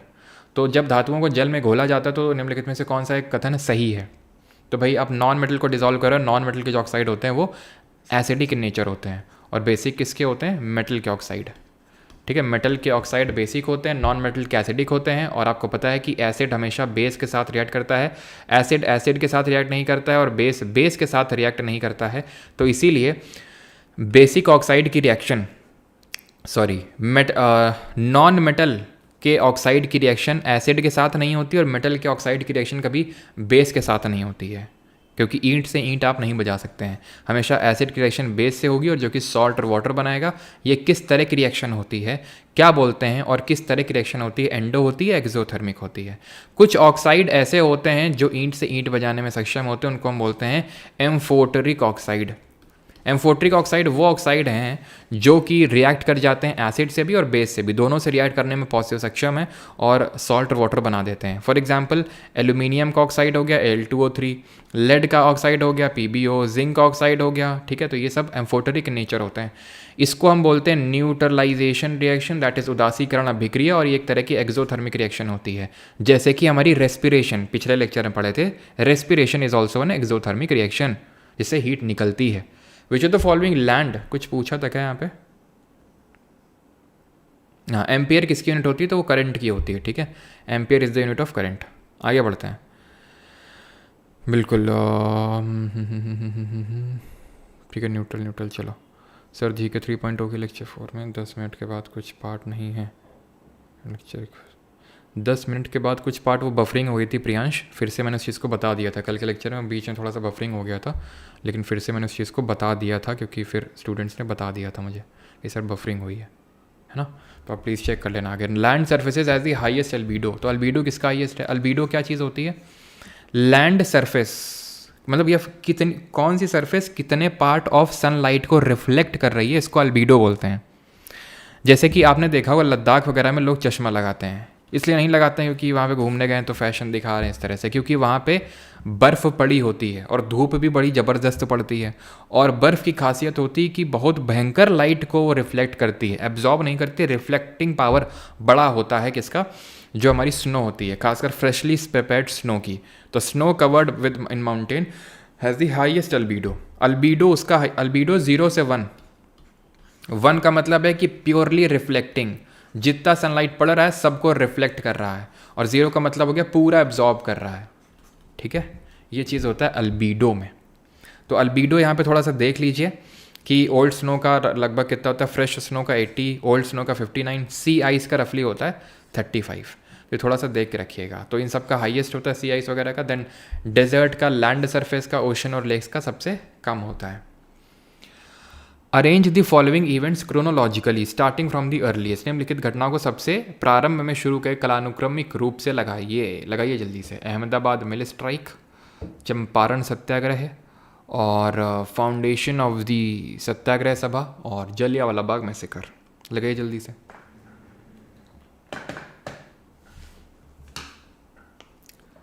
चलिए, तो अहमदाबाद मिल स्ट्राइक की अगर बात करें तो कब हुई थी? 1988 में, 1918 में। 9 जनवरी 1915 को गांधी जी वापस लौटे थे। कहाँ से? वहीं से लौटे थे जहाँ गए थे, साउथ अफ्रीका से। साउथ अफ्रीका में ध्यान रखिएगा, इंडियन ओपिनियन स्टार्ट किया था उन्होंने, पत्रिका, ठीक है, इंडियन ओपिनियन याद किया था। इसके अलावा उन्होंने और भी चीज़ें स्टार्ट करी थी इंडिया में भी, जैसे नवजीवन उन्होंने स्टार्ट किया था, ठीक है। हरिजन पत्रिका उन्होंने इंडिया में स्टार्ट करी थी, और हरिजन सेवक संघ बनाया था उन्होंने 1932 में। अब पता नहीं एकदम से याद आ रहा है, ठीक है, मुझसे रहा नहीं जाएगा तुमसे पूछते हुए कि नेशनल स्पेस डे कब मनाते हैं। बार बार माइंड हमसे पूछ रहा है, पूछो इनसे स्पेस डे कब मनाया जाता है। हम बोल रहे हैं नहीं यार, अभी टाइम नहीं है पूछने का, डे वाला क्वेश्चन निकल गया, लेकिन मन बोल रहा नहीं पूछ लो भाई, हो सकता है आ जाए, तो इसलिए चलो बता ही दो। चंपारण सत्याग्रह 19 कब हुआ था? 1917 में। क्या क्वेश्चन पूछता है यहाँ पे, क्यों हुआ था, किसने इनवाइट किया था गांधी जी को? तो हाँ, 9 जनवरी 1915 को गांधी जी वापस लौटे, एनआरआई डे मनाते हैं, प्रवासी भारतीय दिवस मनाते हैं। तो बैक टू बैक उन्होंने 3 मूवमेंट किए, एक तो चंपारण, अहमदाबाद और खेड़ा, ये 3 किए थे उन्होंने। तो चंपारण 1917 में, अहमदाबाद और खेड़ा 18 में, पहले अहमदाबाद एंड देन खेड़ा। तो 1917 में तिनकटिया जो सिस्टम है उसके विरुद्ध में किया था, जिसमें कि ये फार्मर्स को बोला जा रहा था कि अब 3/20 पार्ट ऑफ लैंड में इंडिगो कल्टिवेशन करिए ज़बरदस्ती, ठीक है। तो गांधी जी को यहाँ पे इनवाइट किया था राजकुमार शुक्ला जी ने, ठीक है, राजकुमार शुक्ला जी ने। अहमदाबाद मिल स्ट्राइक की अगर बात करें तो यहाँ हुआ क्या था, 1918 में फर्स्ट वर्ल्ड वॉर ख़त्म हो गया था, इन्फ्लेशन बहुत ज़्यादा बढ़ गया था, जो वर्कर्स थे वो वेजेस हाइक की मांग कर रहे थे कि भाई 50% से वेजेस बढ़ाई जाएँ 50% से। अरे अरे अरे अरे अरे, अब मुझे याद आया कि मैंने तुमसे पूछा था यूएनएससी में कितने मेंबर होते हैं, मैंने तो बताया ही नहीं अभी। क्यों?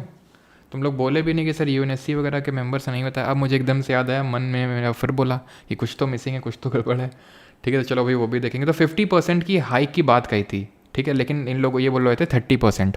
तो फिर ऐसा बीच में निकाला गया। यहाँ पे अनुसुईया सारा भाई ने गांधी जी को इन्वाइट किया था अहमदाबाद में स्ट्राइक में। खेड़ा किस वजह से हुआ था? फार्मर्स बोल रहे थे कि उपज अच्छी नहीं हुई है इस साल, बारिश नहीं अच्छी हुई है तो उपज अच्छी नहीं हुई तो टैक्स माफ़ किया जाए। ब्रिटिशर्स बोल रहे थे नहीं, फसल अच्छी हुई है, टैक्स तो पूरा पड़ेगा। फाउंडेशन ऑफ सत्याग्रह सभा। सत्याग्रह सभा क्या है? तो आपको पता है कि होम रूल लीग, सबको पता है कि नहीं, होम रूल लीग किसने बनाई थी? तो 1916 में 1916 में ये बनाया गया था बाल गंगाधर तिलक और एनी बेसेंट जी के द्वारा। पता है सबको? एनी बेसेंट, दोनों लोगों ने एक ही साल बनाया था। तिलक जी का हेडक्वार्टर था पुणे में, इनका था मद्रास में। एनी बेसेंट फर्स्ट कांग्रेस की महिला अध्यक्ष थी। 1917 में कैलकाटा के सेशन को इन्होंने प्रेसाइड किया था। प्लस एनी बेसेंट ने जो थियोसॉफिकल सोसाइटी बनी थी, थियोसॉफिकल सोसाइटी,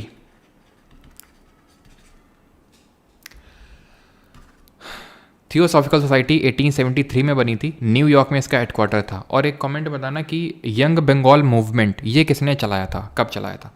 तो ये जब बनी थी न्यूयॉर्क में तो इसको MS ऑलकॉट और मैडम HP ब्लावत्स्की ने बनाया था। हेडक्वार्टर देन इसका 1882 में शिफ्ट किया अड्यार मद्रास में, तो उसकी चेयरमैनशिप ले ली थी एनी बेसेंट ने। और ये बताइए कि सबसे पहले इंडियन फ्लैग को विदेशी सरजमी पे किसने फहराया था? तो बाल गंगाधर तिलक ने 2 न्यूज़पेपर निकाले थे, मराठा और केसरी, मराठा इन इंग्लिश और केसरी इन मराठी लैंग्वेज। इनको हम लोकमान्य के नाम से जानते हैं। और इन्होंने ही तिलक स्वराज फंड की स्थापना करी थी 1890s के टाइम पे। तो ये जो उन्होंने बनाया था होम रूल लीग, मैं क्यों बता रहा हूँ आपको, क्योंकि जब इनकी डेथ हो गई थी 1990 में बाल गंगाधर तिलक जी की, तो उसके बाद उसको ही उसी का नाम बदल के उन्होंने सत्याग्रह सभा रख दिया था। गांधी जी ने 1919 में काम किया था और ये फरवरी के टाइम पे हुआ था। और जलियांवाला बाग हत्याकांड हमें पता है 13 अप्रैल 1999 को हुआ था, ठीक है। जलियांवाला बाग में से कर पहले हम क्रोनोलॉजी में लगा लेते हैं इसको। तो पहले तो 2 होगा, देन 1 होगा, देन 3 होगा, देन 4 होगा। 2 1 3 4, option number B. Jallianwala Bagh में से कर क्यों हुआ था? सबसे पहले तो रॉलेट एक्ट आया अनार्कियल रेवोल्यूशनरीज क्राइम्स एक्ट, जिसने कि कौन सी रेट को ख़त्म कर दिया था? बता देता हूँ, नहीं तो बहुत सारे क्वेश्चन पाइल अप हो जाएंगे। हेबियस कॉर्पस को किया था, 2 साल तक आपको जेल होगी, बिना वकील, बिना अपील, बिना दलील के सीधा, ठीक है, अगर आप ज़रा सा भी शक हुआ ब्रिटिशर्स को तो। फिर रॉलेट सत्याग्रह ऑर्गेनाइज किया गांधी जी ने। सैफुद्दीन किचलू और डॉक्टर सत्यपाल की अरेस्ट हुई। बैसाखी का दिन था 13 अप्रैल को, प्रोटेस्ट करने के लिए और बैसाखी सेलिब्रेट करने के लिए लोग यहाँ इकट्ठा हुए। General E.M. डायर ने गोली चलाने के निर्देश दिए। माइकल ओ डायर ने प्रशंसा करी थी उस समय कि हाँ बढ़िया काम किया E.M. डायर ने। इसके बाद क्या हुआ, रविन्द्रनाथ टैगोर ने नाइटहुड की उपाधि और गांधी जी ने केसरे हिंद की उपाधि जो उनको बोर वॉर साउथ अफ्रीका मिली थी उसको वापस कर दिया। गांधी जी ने नॉन कॉपरेशन मूवमेंट को लॉन्च किया 1920 में और मर्ज कर दिया खिलाफत के साथ। उन्होंने खिलाफत कब स्टार्ट हुआ था, 1919 में। मौलाना अली और शौकत अली इन्होंने लॉन्च किया था इसको। ये चीज़ हम पढ़ चुके हैं, क्लियर इतनी चीज़। तो 2, 1, 3, 4 will be the correct order. और क्या पूछा था मैंने, इंडियन फ्लैग को होइस्ट करने वाली पहली थी कौन, पहली थी मैडम भीखाजी कामा। मैडम भीखाजी कामा, इन्होंने जर्मनी के स्टटगार्ड जर्मनी में इन्होंने झंडे को फहराया था जाके, और उसको वापस कौन लाया था, उसी झंडे को इंदुलाल याग्निक जी लेके आए थे उसको भारत वापस। अब जो मैंने पीछे आपसे पूछा था, आई थिंक काफ़ी पहले पूछा था, वो था कि यूएनएससी के बारे में पूछा था। यहाँ पे ये है एरो बना हुआ है। तो यूएनएससी में टोटल 15 मेंबर होते हैं, 15 सदस्य, जिसमें कि परमानेंट होते हैं 5 और नॉन परमानेंट होते हैं 10। परमानेंट कौन कौन से होते हैं, नॉन परमानेंट का टाइम पीरियड कितना होता है, तो परमानेंट है हमारे चाइना, फ्रांस, ठीक है, यूके, यूएसए, और एक कंट्री और होगी, चाइना हो गया, फ्रांस हो गया, यूके हो गया, यूएसए हो गया, रशिया। तो ये परमानेंट मेंबर है 5। इंडिया भी बोलता रहता है, लेकिन यही है कि कोई भी परमानेंट मेंबर तभी बन सकता है जब सारे एग्री करें। सब तो एग्री करते हैं, लेकिन ये चाइना एग्री नहीं करता, बोलता फिर पाकिस्तान को भी बनाओ, पाकिस्तान का बड़ा वो बना है। तो 2 साल का टाइम पीरियड होता है जो नॉन परमानेंट मेंबर्स होते हैं उनका। तो ये चीज़ आपको ध्यान रखनी है, ठीक है। चलिए आगे बढ़ते हैं अभी, और अगला क्वेश्चन देखते हैं। The provision for separate electorate, पृथक निर्वाचन, और बाल गंगाधर तिलक को फादर ऑफ इंडियन अनरेस्ट के नाम से जाना जाता है, भारतीय अशांति के जनक। किसने बोला था, ये बोला था वैलेंटाइन चिरोल ने। इसकी वजह से इनको जेल भी हुई थी। हो सके सर, हो सके तो थोड़ा फास्ट पढ़ाइए, थोड़ा सा बस। अच्छा ठीक है, थोड़ा सा अपनी स्पीड को कर देते हैं, ठीक है। मे आई गो आउट सर, जोर से लगी है। The provision for separate electorate for Muslim was given. तो Morley Minto reforms 1909, Montagu Chelmsford reforms 1919, communal award 1932 and government of India 1935। Muslims के लिए separate electorate, it was given by Morley Minto reforms. I think सबको पता होगा ये। इसको हम और किस नाम से जानते हैं, इसको, हाँ इस पर भी क्वेश्चन भी आया था अभी सीजल में, तो ध्यान रखिएगा, इंडियन काउंसिल्स एक्ट है ये, इंडियन काउंसिल्स एक्ट है। गवर्नमेंट ऑफ इंडिया नहीं इसको बोलेंगे, इंडियन काउंसिल्स एक्ट ऑफ 1909, ठीक है। प्लस इसने क्या किया था, जो लेजिस्लेटिव काउंसिल है, इस पे सवाल आया है अभी सीजीएल में, ठीक है। लेजिस्लेटिव काउंसिल, वही मैं बोल रहा था कि कुछ मैं बेस्ट क्वेश्चन ले लेता हूँ ऐसे 50, 40, 50 और उसको करवा देता हूँ फॉर दी मेंस। तो लेजिस्लेटिव काउंसिल की स्ट्रेंथ को इंक्रीज़ किया, और एक इंडियन वॉइस रॉय के एग्जीक्यूटिव काउंसिल में होगा अब से, ये बात कही इसने। और वो कौन पहले बने, वो पहले बने सत्येंद्र प्रसाद सिन्हा जी, जो वॉइस रॉय के एग्जीक्यूटिव काउंसिल में शामिल हुए। इसने क्या किया, इसने इस सेपरेट इलेक्टोरेट की प्रथा को, पृथक निर्वाचन को और एक्सटेंड किया। ये भी आपको पढ़ाया मैंने, जिसमें कि एंग्लो इंडियन क्रिश्चियंस, इन सब को भी इसने सेपरेट इलेक्टोरेट दिया। प्लस ये किस लिए जाना जाता है, द्वैध शासन लाने के लिए, डायरकी को इंट्रोड्यूस करने के लिए। डायरकी कहाँ इंट्रोड्यूस करी इसने, प्रोविंसेस में इंट्रोड्यूस करी। और सेंटर में क्या लाया, सेंटर में बाई कैमरल लेजिस्लेचर, द्विसदनीय विधानमंडल लेके आया। और इस डायरकी को एबॉलिश किसने किया, इसने किया डायरकी को अबॉलिश, और प्रोविंसेस को ऑटोनॉमी दे दी, स्वायत्तता दे दी। सेंटर में वो सेंटर में वो प्रोविंसेस को इसने इंट्रोड्यूस कर दिया, सेंटर में डायरकी को इंट्रोड्यूस कर दिया, सॉरी सेंटर में प्रोविंसेस को इंट्रोड्यूस कर दिया नहीं, सेंटर में डायरकी को इंट्रोड्यूस कर दिया। डायरकी होता क्या है, तो जैसे आज आप पढ़ते हैं 7th शेड्यूल कॉन्स्टिट्यूशन में 3 लिस्ट है, यूनियन, स्टेट और कंकरेंट। कंकरेंट किस कंट्री से लिया है जरा बताना। तो ऐसे ही उस समय सब्जेक्ट्स को सेंट्रल सब्जेक्ट और प्रोविंशियल सब्जेक्ट में डिवाइडेड थे। तो प्रोविंशियल सब्जेक्ट को फर्दर 2 पार्ट में डिवाइड कर दिया गया था, रिजर्व्ड और ट्रांसफर्ड। इसी को बोलते हैं डायरकी इन प्रोविंसेस, यानी कि प्रोविंशियल सब्जेक्ट को फर्दर रिजर्व्ड और ट्रांसफर्ड में डिवाइड कर देना। और इसने एक ऑल इंडिया फेडरेशन बनाने की बात कही थी, जो कभी आया नहीं। इसने और क्या किया था, इसने सेक्रेटरी ऑफ स्टेट को असिस्ट करने के लिए जो 15 मेंबर की काउंसिल क्रिएट की गई थी गवर्नमेंट ऑफ इंडिया 1858 से, उसको ख़त्म कर दिया। इसने ही पब्लिक सर्विस कमीशन को लाया। कॉन्स्टिट्यूशन का जो पूरा स्ट्रक्चरल पार्ट है, ज़्यादातर जो हिस्सा है संविधान का, वो उसको हमने इसी से लिया, इसी एक्ट से लिया है। ऑफिस ऑफ गवर्नर यहीं से लिया है, लेकिन appointment of governor bye centre in state ये कनाडा से लिया है। कनाडा से ही हमने जो हमारा इंडिया का फेडरल नेचर है, फेडरल नेचर भारत का कैसा है, भारत का फेडरल नेचर है कैसा है भारत का federal nature, federation with a strong centre. ये भारत का फेडरेशन है, जहाँ पे फेडरेशन तो है, यानी कि सेंटर स्टेट के बीच में पावर का डिवीजन तो है, सेंटर और स्टेट के बीच में पावर का डिवीजन तो है, लेकिन स्टेट के पास ज़्यादा पावर है, तो इसको बोलते हैं federation with a strong centre या फिर फेडरेशन विद अ यूनिटरी बायस। ये कनाडा से लिया है हमने, और कनाडा से ये रेजिडुअरी लिस्ट ली है हमने, और एडवाइजरी जुरिस्डिक्शन लिया है सुप्रीम कोर्ट का। और अब मुझे याद आ रहा है, मैंने तुमसे पूछा था सेंटर और स्टेट की लड़ाई ये सुप्रीम कोर्ट के किस आर्टिकल में आती है, तो 131 में आती है इन दोनों की लड़ाई, original jurisdiction of supreme court. Concurrent list को हमने लिया है ऑस्ट्रेलिया के संविधान से। कैसे याद किया इसको, ऐसे सिटिंग, जॉइंट सिटिंग लिया है, संयुक्त बैठक, आर्टिकल 108। कौन बुलाता है, प्रेसिडेंट। कौन प्रिसाइड करता है, लोकसभा का स्पीकर करता है। आज तक 3 बार हुई, ट्रे से ट्रेड एंड कॉमर्स, और एल से लिस्ट, कॉन्करेंट लिस्ट। ठीक, तो ये सारी चीज़ें हमने कनाडा वगैरह से यहाँ से ली हैं, ये चीज़ आपको पता होना चाहिए। कम्युनल अवार्ड 1932 ये रैमसे मैकडोनाल्ड जो उस समय का प्राइम मिनिस्टर था ब्रिटेन का, उसने अनाउंस किया था। क्यों? क्योंकि अम्बेडकर जी तीनों राउंड टेबल कॉन्फ्रेंसेस में पार्टिसिपेट किए थे, 30, 31 और 32 में। उन्होंने ये डिमांड रखी थी कि जो दलित्स हैं उनको भी सेपरेट इलेक्टोरेट दिया जाए, जो दिया गया इस अवार्ड से। लेकिन गांधी जी आपको पता है फास्ट एंड टू डेथ में चले गए यरवदा जेल पूना में, और उसके बाद पूना पैक्ट हुआ गांधी जी और अम्बेडकर जी के बीच 1932 में, जिसके तहत इन सेपरेट इलेक्टोरेट को ख़त्म करके दलित्स के लिए रिजर्व्ड सीट्स जो हैं उसको बढ़ा दिया गया, रिजर्व्ड सीट्स को बढ़ा दिया गया और सेपरेट इलेक्टोरेट को ख़त्म कर दिया गया पूना पैक्ट के थ्रू। गांधी जी और अम्बेडकर जी के बीच में हुआ था यरवदा जेल पूना में 1932 में। एक क्वेश्चन है छोटा सा, कमेंट में जल्दी से बताइए कि मैरिज एंड डाइवोर्स इसको किस लिस्ट में रखेंगे, यूनियन, स्टेट या फिर कॉन्करेंट में? मैरिज एंड डाइवोर्स, जल्दी से बताइए। और कुछ यहाँ पे? और एक क्वेश्चन आपके लिए ये है, चलो उसको मैं उसमें रखूँगा 50, जो टॉप 50 क्वेश्चन रखूँगा उसमें बता देता हूँ अभी, ठीक है, अगर मतलब याद रख लेना। किस एक्ट को ब्रिटिशर्स ने हाफ लोफ सिस्टम बोला था? किस एक्ट को हाफ लोफ सिस्टम बोला था? किस एक्ट को बताइए जल्दी से। सब्सिडियरी अलायंस के बारे में कौन सा स्टेटमेंट गलत है, ये क्वेश्चन पूछ रहा है। तो यहाँ पे पहले देख लेते हैं। तो मैरिज एंड डाइवोर्स को कॉन्करेंट में रखेंगे, ठीक है, मैरिज एंड डाइवोर्स को। हाफ लोफ सिस्टम को 1784 का जो पिट्स इंडिया एक्ट आया था उसको हाफ लोफ सिस्टम बोला था। किसने ये बोला था? वॉरेन हेस्टिंग ने, ठीक है। चलिए 14th क्वेश्चन पे आइए। हेलो सर, मेरा NTPC में नेम मिस्टेक हो गया, मैं क्या करूं? आई थिंक जब करेक्शन विंडो ओपन होगा तब आप उसमें करेक्शन करिएगा, है ना। चलिए सब्सिडियरी अलायंस के बारे में बताइए।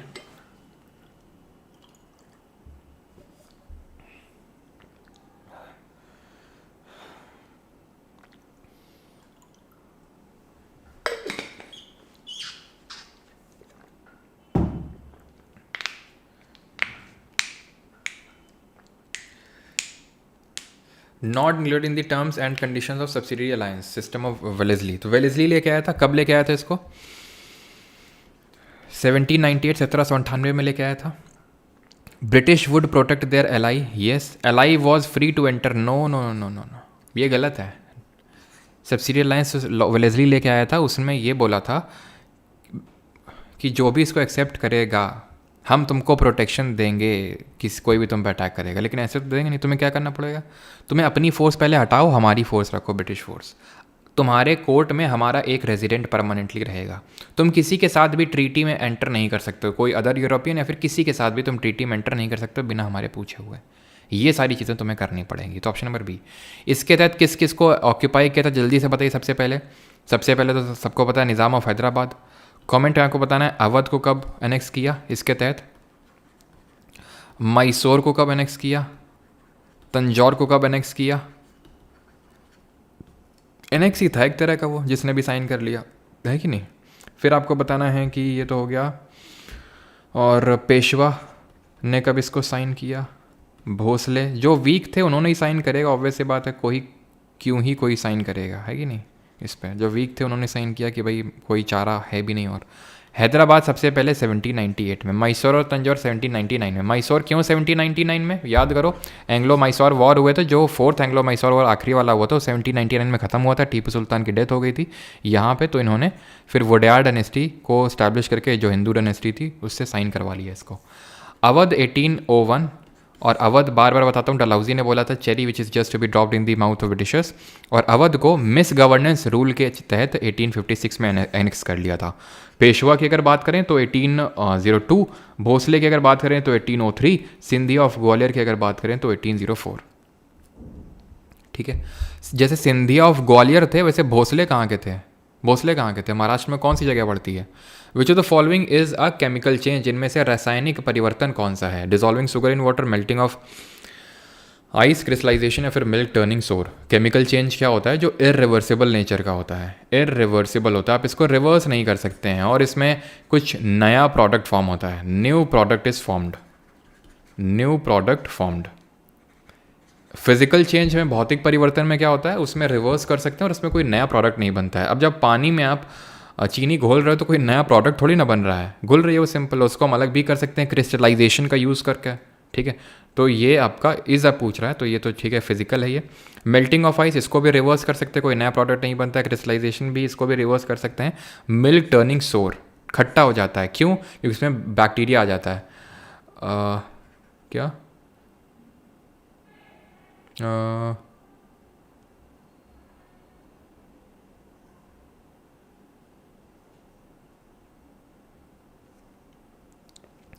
नया प्रोडक्ट सर, नींबू पानी शरबत। अच्छा, ये सही है ना, नींबू पानी शरबत। मिल्क टर्निंग सोर, तो इसमें कौन सा? लैक्टोबैसिलस बैक्टीरिया की वजह से होता है। ठीक है, लैक्टोबैसिलस बैक्टीरिया। कमेंट में ये बताइए कि शुगर को वाटर में जब डिज़ोल्व करते हैं तो किस तरह का मिक्सचर बनता है? पिछले लेक्चर में पूरा एक्सप्लेन किया था। और ये बताइए, जो कि पिछली बार सीजीएल में इसमें पूछा गया कि जो रैंसिड बटर होता है उसमें कौन सा एसिड होता है रैंसिड बटर में? तो ये किस तरह का होगा अगर आपने ढंग से घोल दिया, ऐसा नहीं कि चीनी बची हुई उसमें। तो ये आपका होमोजीनियस मिक्सचर होता है, जिसमें कि नेकेड आइज से आप पार्टिकल्स को नहीं देख सकते हैं। और ये टिंडल इफेक्ट दिखाता है कि नहीं दिखाता है? हाँ, टिंडल इफेक्ट। तो बटर में कौन सा होता है? ब्यूटेरिक एसिड होता है, जो रैंसिड बटर होता है, ब्यूटेरिक एसिड होता है इसमें। ठीक है, जो हम खाना खाते हैं, जो उसका पाचन होता है, वो भी एक केमिकल चेंज है, रिवर्स नहीं हो सकता, तो टिंडल इफेक्ट नहीं दिखाता ये। कोलाइड दिखाता है और हिट्रोजेनस दिखाता है। होमोजेनस जो मिक्सचर है उसको हम किस नाम से जानते हैं? उसको हम जानते हैं सोल्यूशन के नाम से। It is also called as solution. जो हीट्रोजिनस मिक्सचर होता है उसको सस्पेंशन बोलते हैं। क्यों टिंडल इफेक्ट दिखाता है? क्योंकि उसमें 10 नैनोमीटर से बड़ा पार्टिकल साइज होता है, यहाँ छोटा होता है, 1 नैनोमीटर से भी छोटा। और कोलाइड जो होता है, जो कोलाइड होता है जिसमें डिस्पर्स फेज और डिस्पर्जन मीडियम होता है, ये भी टिंडल इफेक्ट दिखाता है, because it is treated as a heterogeneous. इसको हम हीट्रोजेनस ही मानते हैं। जैसे स्टार्च हो गया, मिल्क हो गया, ये सब कोलाइड होते हैं, ये भी आपका टिंडल इफेक्ट दिखाते हैं। ठीक है, आगे बढ़ें। 16th, which of the following statements about the election of president of India is not correct? कौन सा स्टेटमेंट गलत है regarding the election of president? तो प्रेसिडेंट ऑफ इंडिया के सारे आर्टिकल्स आपको याद होने चाहिए। हमने कैसे याद किए हैं? प्रेम ट्रैकिंग पे चलना है, प्रेम ट्रैकिंग पे चलना है। So come in time, come in, come see oh come, come in time. ठीक है, कम इन टाइम। तो पी आर से हो जाएगा there shall be a president. ये 52 है, 52 है, ये आर्टिकल 53 है, ये 54 है, 55 है, 56 है, 57 है, 58 है। इस पे क्वेश्चंस आते हैं। टीयर 1 में भी पूछा गया है, टीयर 2 में भी पूछेगा, 61, 62। ठीक है, तो there shall be a president of India, वो जो प्रेसिडेंट ऑफ इंडिया ही और she shall be the head of executive, वो एग्जीक्यूटिव का हेड होगा। अच्छा, आर्टिकल 77 क्या बोलता है? ई है इलेक्शन, इलेक्शन या फिर इलेक्टोरल कॉलेज, याद कर लो। इलेक्टोरल कॉलेज का मतलब होता है कि कौन कौन इसके इलेक्शन में पार्टिसिपेट करेगा, that is what is electoral college. एम से manner of election, manner of election में है आपका कि किस तरह से इसका इलेक्शन होगा, यानी कि प्रोपोर्शनल रिप्रेजेंटेशन, दैट इज अनुपातिक प्रतिनिधित्व, और STV that is single transferable vote, एकल संक्रमणी मत की प्रणाली से इसका चुनाव होगा। टी आर से टर्म ऑफ ऑफिस, टर्म कितना होता है? 5 साल का होता है। ई से क्या है यहाँ पे? ई से है आपका एलिजिबिलिटी फॉर री इलेक्शन, एलिजिबिलिटी फॉर री इलेक्शन। तो री इलेक्शन के लिए any number of time eligible होता है इंडियन प्रेसिडेंट। क्यू से है क्वालिफिकेशन, क्वालिफिकेशन क्या होनी चाहिए भैया? 35 साल की उम्र होनी चाहिए आपकी, इंडियन सिटीजन होने चाहिए। ऑफिस ऑफ प्रॉफिट ये कंडीशन में दिया हुआ है, ये सी से क्या है? Condition of service. कंडीशन क्या है कि आप ऑफिस ऑफ लाभ का पद ना धारण करते हो, आप जो है जब प्रेसिडेंट का चुनाव लड़ो तो आप मेंबर ऑफ पार्लियामेंट या फिर मेंबर ऑफ स्टेट लेजिस्लेचर ना हो, एमपी, एमएलए, एमएलसी ये सब ना हो, और अगर हो तो फिर आप उस पद को छोड़ दो। और ओ से क्या है? ओथ। ओथ कौन दिलाता है? शपथ कौन दिलाता है इनको? तो CJI, chief justice of India दिलाते हैं। आई से इम्पीचमेंट, महाभियोग है इनका, इनको हटाने की प्रक्रिया कहाँ से लिया है हमने? और टाइम से, टाइम ऑफ होल्डिंग, इसका क्या है? Time of holding election to fill the vacancy, to fill vacancy. ठीक है, तो इम्पीचमेंट हमने यूएसए कॉन्स्टिट्यूशन से लिया, जहाँ से हमने सुप्रीम कोर्ट और हाई कोर्ट के जजेस का भी रिमूवल लिया, और जहाँ से हमने office of president and vice president लिया है ना। बात कर रहा है कि इलेक्शन में, दैट इज इलेक्टोरल कॉलेज में कौन कौन होता है और कौन कौन नहीं होता है। तो union minister shall not be eligible for election as a president. गलत है ये गलत है, इसलिए यही सही आंसर होगा। क्यों एलिजिबल नहीं भाई? क्योंकि इसके इलेक्टोरल कॉलेज में कौन आता है? इसके इलेक्टोरल कॉलेज में आता है इलेक्टेड, मैं आपको बता चुका हूँ, इलेक्टेड MP प्लस MLA, यानी निर्वाचित सांसद और विधायक। यानी कि एक चीज़, इसमें नामित नॉमिनेटेड लोग हिस्सा नहीं लेते हैं। और जब इसके इम्पीचमेंट की, इसको हटाने की बात करते हैं, तो वहाँ पे कौन पार्टिसिपेट करता है? All MPs, all member of parliament. All का मतलब हो गया कि इसमें इलेक्टेड भी होंगे और नॉमिनेटेड भी होंगे, इसमें दोनों होंगे, इलेक्टेड और नॉमिनेटेड दोनों होंगे। यहाँ पे क्या है? नॉमिनेटेड वाले पार्टिसिपेट इलेक्शन में नहीं कर रहे हैं, हटाने में पार्टिसिपेट कर रहे हैं। MLA लोग इलेक्शन में हिस्सा ले रहे हैं लेकिन इम्पीचमेंट में नहीं ले रहे हैं, राइट। यूएसए से और क्या लिया? फंडामेंटल राइट लिए, जुडिशियल रिव्यू लिए, और जुडिशरी की इंडिपेंडेंस, न्यायिक समीक्षा और न्यायपालिका की स्वतंत्रता, ये लिए हैं। बाकी आप पढ़ सकते हैं अपने हिसाब से, वो सब होंगे ही होंगे उसमें। ठीक है, नाउ इसको करिए, कंसिडर द फॉलोइंग स्टेटमेंट, और यहाँ पर नेटो लगाइए।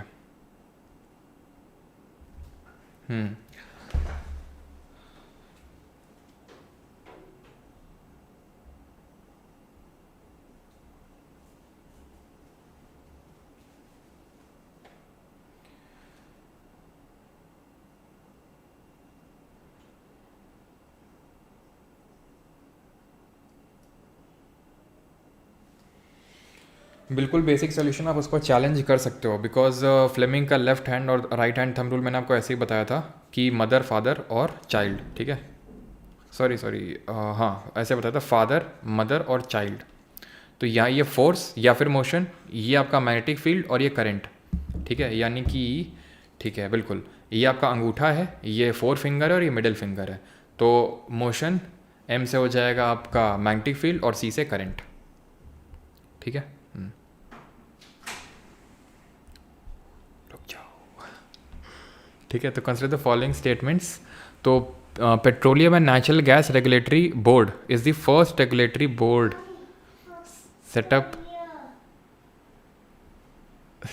set up by the government of India. One of the tasks of PNGRB is to ensure competitive markets for gas.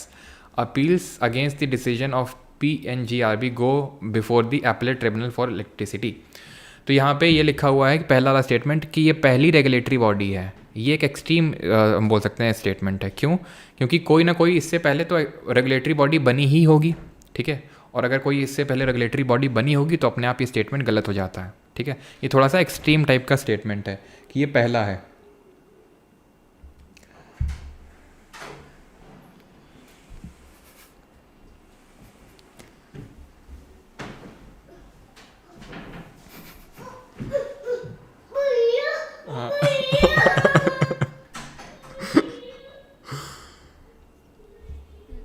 तो आपको कुछ हो सकता है वॉइस आ रही हो बैकग्राउंड में भैया भैया की, तो ये मेरी नीस है। ये चाचा नहीं बुलाती मेरे को, ये भैया बोलती है।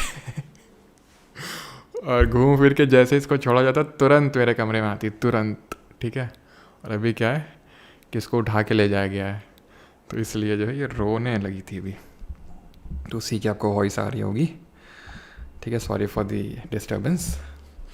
क्योंकि है क्या ना, वो घूम फिर के मेरे कमरे में आती, कुछ भी होगा जल्दी से दिखाने आएगी। कल जो है कुछ भी जैसे उसको दिया जाएगा खाने के लिए तो तुरंत मेरे पास लेके आएगी, भैया भैया भैया। ठीक है, तो उसी का थोड़ा सा डिस्टर्बेंस है, सॉरी फॉर दैट। तो फर्स्ट रेगुलेटरी बॉडी ये नहीं है, तो पहला वाला गलत हो जाएगा और पहला गलत होगा तो अपने आप आपका आंसर हो जाएगा 2 and 3। One of the task of PNGRB is to ensure competitive market for gas. Appeals against the decision of PNGRB go before the appellate tribunals for electricity.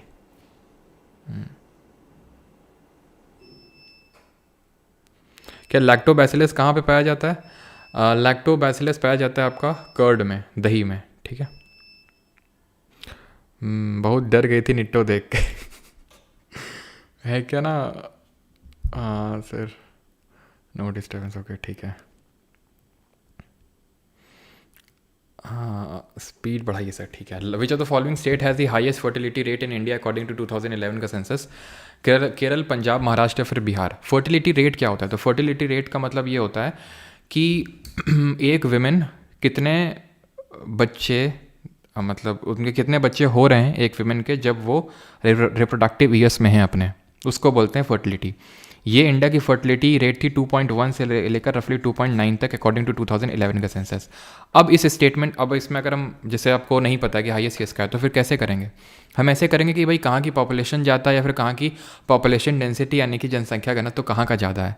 तो ये बिहार का हमने पढ़ा रखा है कि बिहार का पॉपुलेशन डेंसिटी स्टेट्स के मामले में सबसे ज़्यादा है। वैसे तो ओवरऑल दिल्ली का सबसे ज़्यादा है, कितना है ज़रा बताइए? बिहार का भी 10 गुना है। ये है 11,320। तो स्टेट में सबसे ज़्यादा इसका है, तो ऑब्वियस ही बात है भाई, यहाँ पे ज़्यादा पॉपुलेशन डेंसिटी, ज़्यादा पॉपुलेशन है तो क्यों है? क्योंकि ज़्यादा बच्चे पैदा हो रहे होंगे, तो मतलब ज़्यादा फर्टिलिटी रेट होगी, सिंपल। तो इस तरह से ये आसानी से किया जा सकता था। ये आपका पिछली बार नहीं, 2022 के CGL मेंस का सवाल है, आई थिंक 3 मार्च में ये क्वेश्चन पूछा गया था।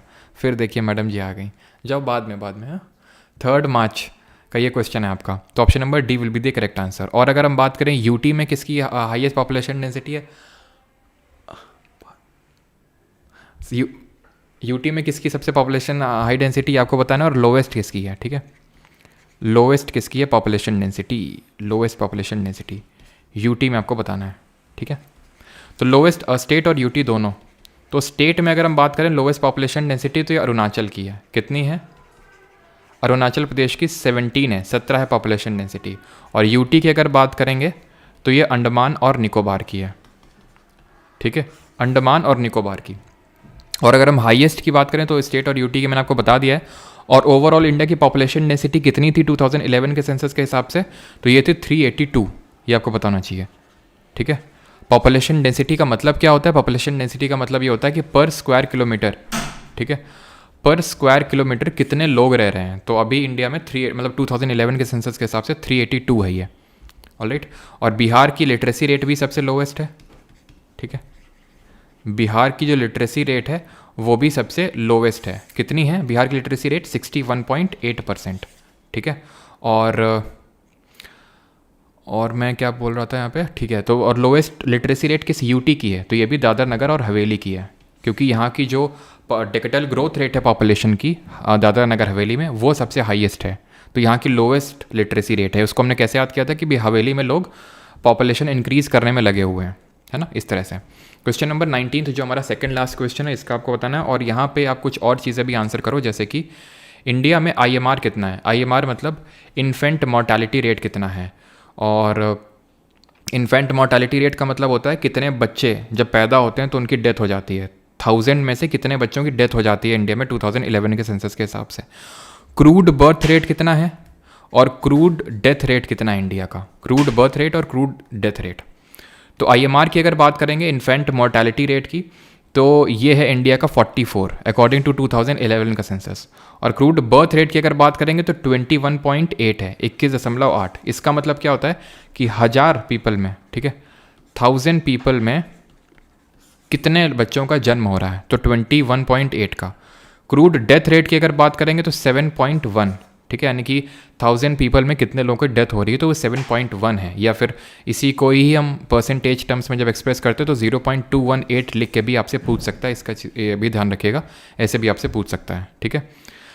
Below are the few statement given about afforestation. तो नीचे वनीकरण के संबंध में कुछ कथन दिए गए हैं, इसके बारे में आपको बताना है कि कौन सा सही है इसमें से। Afforestation could prevent flooding, afforestation can balance our ecosystem, कौन सा सही है इसमें? क्या चीज़? बोथ क्या? अच्छा, उसका आंसर दे रहे होगे आप।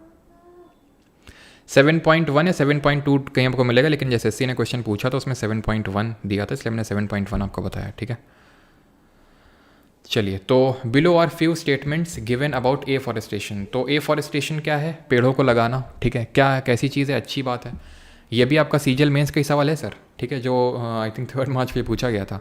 एफॉरेस्टेशन कुड प्रिवेंट फ्लडिंग, यानी कि जो एफॉरेस्टेशन है, वनीकरण, ये बाढ़ को रोक सकता है। ऐसा तो नहीं लिखा कि रोक ही लेगा, ऐसा कुछ, यानी कि एक तरह का जनरलिस्टिक कीवर्ड है जो इस स्टेटमेंट को जनरलिस्टिक बनाता है। तो ऐसे स्टेटमेंट्स जो होते हैं वो जनरली सही होते हैं कि कुड, में, अभी हमने देखा कुड, में, सम, ये जनरलिस्टिक कीवर्ड होते हैं। Generally these keyword containing statements are true.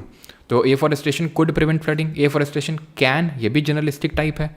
Can balance our ecosystem, yes, कोई अच्छी चीज़ है उसका नतीजा तो अच्छा ही होगा ना। आप पेड़ लगाओगे, कभी नेगेटिव तो कोई चीज़ आपको देखने को नहीं मिल सकती है। डिफॉरेस्टेशन के नेगेटिव्स आपको देखने को मिलेंगे। तो आंसर क्या होगा? C, both 1 and 2। And the last question of the day is this: in 1962 who published the history of ocean basins which outlined the theory of how tectonic plates could move, later called sea floor spreading। अब afforestation से related कुछ चीज़ें जो मेरे दिमाग में आ रही, जो मैंने आपको पिछले लेक्चर में पढ़ाई थी, वो ज़रा बताइए कि इंडिया में फॉरेस्ट प्लस ट्री कवर कितना है? Forest plus tree cover India में कितना है? और सबसे ज़्यादा फॉरेस्ट कवर इंडिया में किस स्टेट में है? ठीक है, फॉरेस्ट कवर किस स्टेट में है सबसे ज़्यादा? ये एब्सोल्यूट टर्म्स में और परसेंटेज टर्म्स में, दोनों में बताइएगा। तो इंडिया में फॉरेस्ट और ट्री कवर कितना है? 24.6%। सबसे ज़्यादा फॉरेस्ट कवर इंडिया में मध्य प्रदेश में है, सबसे ज़्यादा, ठीक है। एंड देन सेकंड नंबर पे कहाँ पे है? अरुणाचल प्रदेश में। देन कहाँ पे है? छत्तीसगढ़ में है। देन परसेंटेज टर्म्स में अगर बात करेंगे तो परसेंटेज टर्म्स में मिज़ोरम में है सबसे ज़्यादा। देन इसके बाद अरुणाचल प्रदेश में ही है सेकंड नंबर पे भी अगर हम बात करें तो, ठीक है, क्लियर। और बस इंडिया में सबसे ज़्यादा फॉरेस्ट कौन पाए जाते हैं? कौन से टाइप ऑफ फॉरेस्ट सबसे ज़्यादा पाए जाते हैं? कल के लेक्चर में मैं फॉरेस्ट के डिफरेंट टाइप्स कवर कर दूंगा, बिकॉज पिछले वाले जो लेक्चर हुआ था उसमें हम लोगों ने ये सारी चीज़ें पढ़ ली थी फॉरेस्ट के बारे में, बेसिक्स। 1962 में हिस्ट्री ऑफ ओशन बेसिन्स किसने दी थी? Which outline the theory of how tectonic plates could move, later called sea floor spreading. तो रिसेंटली अभी हम लोगों ने बैच में भी ये चीज़ करी है, सी फ्लोर स्प्रेडिंग। पहली बात, जो हमारी टेक्टोनिक प्लेट्स हैं, ठीक है, ये कितनी हैं? कितनी मेजर टेक्टोनिक प्लेट्स हैं? ये आपको कमेंट में बताना है जल्दी से। टेक्टोनिक प्लेट्स मूव क्यों करती हैं, इसके पीछे कौन सा फोर्स रिस्पॉन्सिबल होता है, ये बताना है। और वो किसने बताया था कि कौन सा फोर्स रिस्पॉन्सिबल होता है उसके पीछे, और किसने कॉन्टिनेंटल ड्रिफ्ट थ्योरी दी थी, ये आपको बताना है।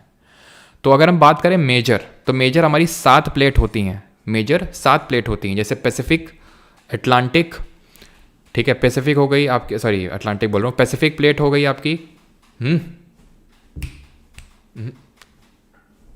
रख दो उसको, ठीक है। तो पैसिफिक प्लेट होती है आपकी, और north America plate, south America plate, Eurasian plate हो गई आपकी, ठीक है। कितनी हो गई? 4 हो गई, है ना। पैसिफिक तो सबसे बड़ी हो गई, north America, south America, Eurasian plate हो गई आपकी, अफ्रीका प्लेट हो गई, 5 हो गई, और एक एंटार्क्टिका प्लेट हो गई, 6 हो गई, और एक कौन सी बच रही है? जल्दी से बताइए। फोर्स कौन सा रेस्पॉन्सिबल होता है? तो फोर्स रेस्पॉन्सिबल होता है कन्वेक्शन करंट। कन्वेक्शन करंट जो मैग्मा में जनरेट होते हैं वो, ठीक है, कन्वेक्शन करंट। और ये कन्वेक्शन करंट क्यों जनरेट होते हैं? रेडियो एक्टिव डीके की वजह से। रेडियो एक्टिव जो एलिमेंट होते हैं उनका जो डीके होता है उसकी वजह से, ठीक है। कन्वेक्शन करंट कहाँ बनते हैं? ये एस्थेनोस्फेयर जो लेयर होती है उसमें, एस्थेनोस्फेयर ही एक्चुअल में मैग्मा या फिर लावा का सोर्स होता है। और इसको किसने दिया था? इसको दिया था आर्थर होम्स ने। आर्थर होम्स ने बताया था कि कौन सा फोर्स रिस्पॉन्सिबल होता है जिसकी वजह से हमारे कॉन्टिनेंट ड्रिफ्ट कर रहे हैं, हमारी प्लेट्स मूव कर रही हैं। और एल्फ्रेड वेगनर ने दी थी 1912 में, 1912 में, कॉन्टिनेंटल ड्रिफ्ट थ्योरी, ठीक है, कॉन्टिनेंटल ड्रिफ्ट थ्योरी दी थी इन्होंने, जिसके अनुसार इन्होंने क्या बताया था कि जो पूरा लैंड मास है वो एक साथ एग्जिस्ट कर रहा था एक टाइम पे, आज से 200-250 मिलियन साल पहले। पैंजिया उसको नाम दिया। और जो पूरा वाटर बॉडी है, जो पूरा पानी है, वो एक साथ था, जिसको कि पैंथालासा नाम दिया। Pangaea was divided into 2 part. ऊपर वाला निकल गया लॉरेशिया, जिसके आज आपके नॉर्थ अमेरिका, यूरोप, ये सब पार्ट हैं, ठीक है, लॉरेशिया।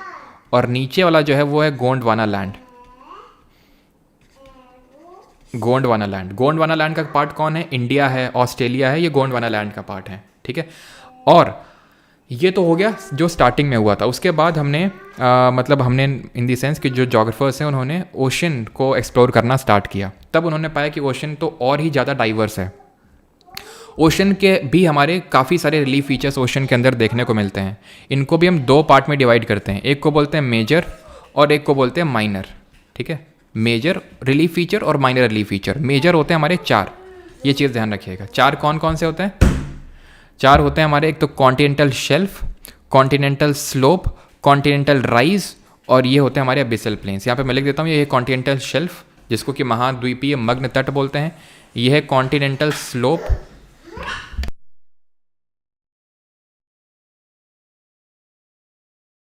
ठीक है, ये कॉन्टिनेंटल ढलान यानी महाद्वीपीय ढलान। ये है कॉन्टिनेंटल राइज, ठीक है, कॉन्टिनेंटल स्लोप, कॉन्टिनेंटल राइज और एबिसल प्लेन्स। ये हो गया आपका कॉन्टिनेंटल स्लोप, ये हो गया कॉन्टिनेंटल राइज, ये चीज़, ठीक है। और ये हो जाते हैं आपके, इनको बोलते हैं डीप सी प्लेन्स, इनको बोलते हैं डीप सी प्लेन्स या फिर एबिसल प्लेन्स के नाम से जानते हैं इनको। तो चार मेजर रिलीफ फीचर्स होते हैं। कॉन्टिनेंटल शेल्फ का जो ग्रेडियंट होता है, जो स्लोप होता है, वो 1 डिग्री और लेस होता है, ये चीज़ ध्यान रखना। सबसे वाइड कॉन्टिनेंटल शेल्फ साइबेरिया में देखने को मिलेगी, सबसे पतली देखने को मिलेगी जो साउथ अमेरिका का वेस्टर्न कोस्ट है वहाँ पे। ये ध्यान रखिएगा, सवाल आता है इससे। अब इसके बाद माइनर रिलीफ फीचर कौन से हैं? तो माइनर रिलीफ फीचर में समुद्र के अंदर जो पहाड़ होते हैं उनको सी माउंट बोलते हैं, उनको बोलते हैं। देन पानी की लहरें चलती हैं तो सी टॉप का जो ये इस तरह से पॉइंटेड समिट होता है माउंटेन का, सी माउंट का, वो फ्लैट हो जाता है, वो फ्लैट हो जाता है, उसको बोलते हैं ग्योट। ग्योट क्या होते हैं? फ्लैट टॉप्ड सी माउंट, यानी वो सी के माउंटेन जिनका टॉप फ्लैट हो गया है।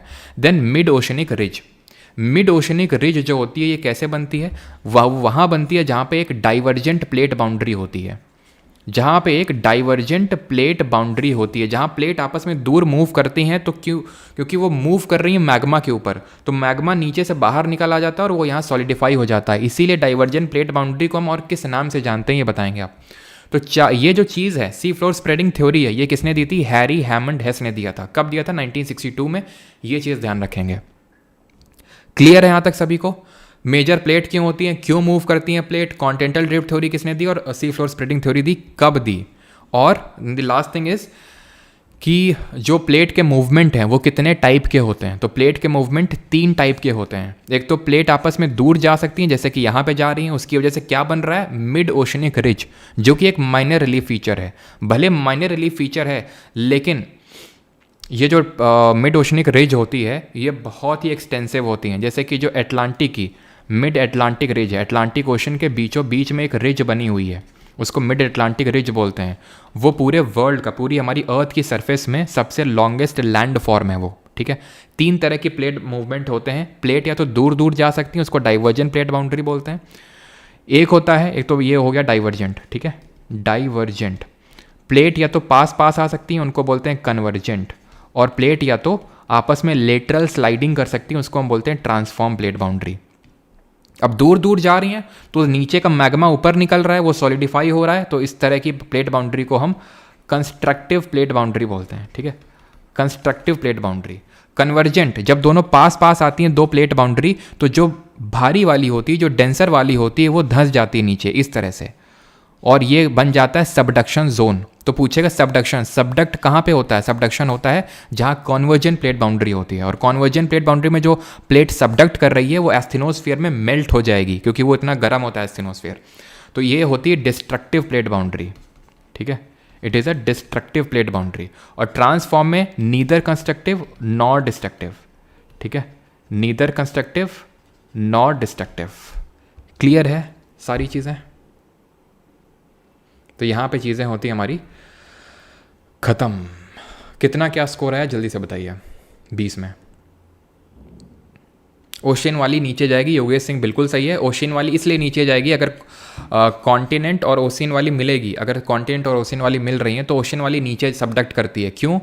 क्योंकि उस केस में ऐसा होता है कि ओशियन वाली डेंस होती है।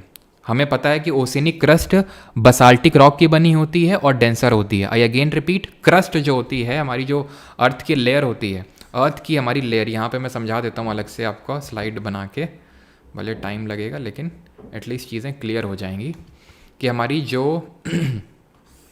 अर्थ का इंटीरियर होता है वो कुछ इस तरह से होता है। क्रस्ट होती है, मैंटल होती है और कोर होती है। क्रस्ट, मैंटल, कोर, ये होती है क्रस्ट, भूपरपटी, ये मैंटल होती है और ये कोर होती है ना। तो क्रस्ट पहले तो सियाल है ना, सिलिका और एल्यूमिनियम का बना हुआ है मोस्टली। ये इस तरह की जो रॉक्स होती हैं उनको फेल्ड स्पार रॉक्स बोलते हैं, फेल्ड स्पार। मैंटल और कोर, कोर भी दो प्रकार का है, ये सीमा का बना हुआ है, सिलिका और मैग्नीशिया का बना हुआ है। और कोर जो है नीफे यानी निकल और आयरन का बना हुआ है। कोर का जो आउटर पार्ट है, आउटर कोर, ये लिक्विड फॉर्म में होता है और इसी की वजह से अर्थ को उसकी मैग्नेटिक फील्ड मिलती है। पूछेगा अगर आपसे कि अर्थ को उसकी मैग्नेटिक फील्ड किससे मिलती है, तो कोर की आउटर जो लेयर होती है उससे। और जो इनर कोर होती है वो सॉलिड नेचर की होती है, सॉलिड, क्योंकि वो बहुत ही अंदर होती है प्रेशर में, ठीक है ये चीज़। और क्रस्ट का जो अपर सॉलिड पार्ट होता है, क्रस्ट का जो अपर सॉलिड पार्ट होता है, ठीक है। अब क्रस्ट का जो अपर सॉलिड पार्ट होता है ये वाला, सॉरी मैंटल का जो अपर सॉलिड पार्ट होता है ये वाला, क्रस्ट को और अपर सॉलिड पार्ट ऑफ मैंटल को मिला के इसको हम बोलते हैं क्या, इसको हम बोलते हैं लिथोस्फीयर, ठीक है। इसको हम बोलते हैं लिथोस्फीयर। और लिथोस्फीयर की मोटाई कितनी होती, कितना मोटा होता है ये, 200 किलोमीटर का, ठीक है। क्रस्ट कितना मोटा होता है, लगभग 5 से लेकर 70 किलोमीटर या फिर 100 किलोमीटर तक होता है, ठीक है। क्रस्ट कॉन्टिनेंट वाला मोटा होता है, ओशन वाला पतला होता है। कॉन्टिनेंटल क्रस्ट मोटा होता है, थिक होता है और लाइट होता है। डेंस कौन सा होता है, ओशन वाला डेंस होता है और पतला होता है, ठीक है। लिथोस्फीयर स्थल मंडल। और ये चीज़ एक स्टेटमेंट ध्यान रखना, ऑल नेचुरल अर्थक्वेक अकर इन लिथोस्फीयर। ऑल नेचुरल अर्थक्वेक, जितने भी नेचुरल अर्थक्वेक होते हैं, भूकंप होते हैं, वो कहाँ आते हैं, वो लिथोस्फीयर में आते हैं। ये चीज़ क्लियर हो गई। इसी के नीचे भरा हुआ है क्या, इसी के नीचे भरा हुआ है ये एस्थेनोस्फीयर। किसके नीचे, लिथोस्फीयर के जस्ट नीचे। एस्थेनोस का मतलब वीक होता है, यही है मैग्मा का सोर्स जिसके ऊपर प्लेट स्लाइड कर रही है। यहीं पे कन्वेक्शन करंट ऐसे डेवलप होते हैं जिसके ऐसे प्लेट मूव करती हैं, ऐसा आर्थर होम्स ने बताया था। वेगनर से भी पूछा गया था, तो वेगनर बोल रहे थे कि पोलर फ्लीइंग फोर्स और टाइडल फोर्स, दो फोर्स रिस्पॉन्सिबल होते हैं, लेकिन ये गलत प्रूव हो गया था। और सबसे पहले आर्थर और ऑरलेटिस करके एक जोग्राफर थे, उन्होंने ये कॉन्सेप्ट रखा था कि भाई कभी शायद ये कॉन्टिनेंट आपस में जुड़े हुए होंगे, जैसे पैंजिया बोला था वेगनर ने, ठीक है। लेकिन मेन जो थ्योरी दी थी कॉन्टिनेंटल ड्रिफ्ट थ्योरी, वो वेगनर ने दी थी। क्लियर थी चीज़। और इसमें क्या याद रखेंगे, बाकी क्रस्ट का कॉम्पोजिशन पता होना चाहिए। ओ सियाल, पिछले वाले में से पूछ चुका है, ओ सियाल, ठीक है। क्रस्ट का कॉम्पोजिशन, ऑक्सीजन सबसे ज़्यादा होती है 46.6%, then silica, then aluminium, then होता है आपका आयरन। ये सबसे ज़्यादा पाए जाते हैं क्रस्ट में। और कॉन्टिनेंटल का जो क्रस्ट होता है, कॉन्टिनेंट का क्रस्ट जो होता है वो ग्रेनाइट रॉक का बना होता है। ग्रेनाइट जो हिमालय का कोर है वो भी ग्रेनिटिक रॉक का बना होता है। और ग्रेटर हिमालय एसिमेट्रिकल नेचर के होते हैं। ये सब लोग रिलेट कर पा रहे होंगे, पीवाई की सीरीज़ में सब लोगों ने कर रखा है, या फिर कहीं से भी जहाँ से भी आपने पढ़ा है, मतलब जहाँ से भी पढ़ा है से मेरा मतलब है अगर आपने FRB से मैंने जो पढ़ा है वहाँ से, या फिर पीवाई की सीरीज़ से, फिर बैच में हर जगह ने बताया होगा कि ग्रेनाइट जो है कोर कंस्टिट्यूट करता है ग्रेट हिमालय को। ग्रेट हिमालय एसिमेट्रिकल नेचर का होता है, उसमें एसिमेट्रिकल फोल्डिंग होती है। और जो ओशनिक क्रस्ट होता है वो बसाल्टिक रॉक का बना होता है वो, ठीक है। और डिसकॉन्टिन्यूटी ध्यान रखना, ये कौन सी डिसकॉन्टिन्यूटी होती है जो क्रस्ट और मैंटल को अलग करती है, ये मोहोस डिसकॉन्टिन्यूटी होती है। ये कौन सी जो मैंटल और कोर को अलग करती है, कोई मुझे रेड गुलाब ला दो, तो कोई से कोनराड जो ऊपर वाले क्रस्ट को नीचे वाले क्रस्ट से डिवाइड करती है। मोहोस मुझे रेड रेपेटी अपर मैंटल को लोअर मैंटल से। रेड गुलाब तो ये है आपकी ग्यूटेनबर्ग डिसकॉन्टिन्यूटी अलग करती है मैंटल को कोर से। क्लियर इतनी चीज़ सभी को। मेजर रिलीफ फीचर ओशन में 4 हैं और बाकी माइनर हैं। ये सब सी माउंट हो गया, ग्योट हो गया, मिड ओशनिक रिज हो गया, कोरल हो गए, अटोल हो गए, ये सब क्या है, ये आपके माइनर रिलीफ फीचर्स हैं ओशन के अंदर। Alright, thank you. अब बताइए आपने कितना स्कोर किया। सर जी एंटीक्लाइन सिनक्लाइन क्या होता है? एंटीक्लाइन होता है उठा हुआ भाग, सिनक्लाइन होता है गिरा हुआ भाग। इसको एंटीक्लाइन बोलते हैं ऊपर वाले को, और नीचे वाले को सिनक्लाइन। हैनिटन बुक क्या बाइलिंगुअल में होगी? यस, हिंदी इंग्लिश अलग अलग में होगी।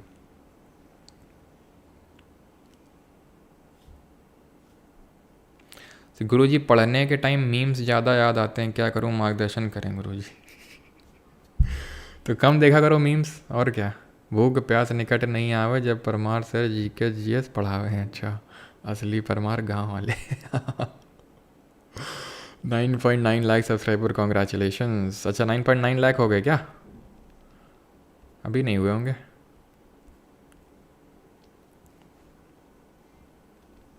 अच्छा हो गए हैं शायद। अच्छा बस 10,000 की और बात है। 5 आईडी से सब्सक्राइब कर दिए हैं। ठीक है ठीक है विकास जी, आपका ये एहसान हम ज़िंदगी भर नहीं भूलेंगे कि एक विकास दीप जी थे, उन्होंने 5 आईडी से सब्सक्राइब किया था। हाँ थैंक यू पॉलमी नंदी जी।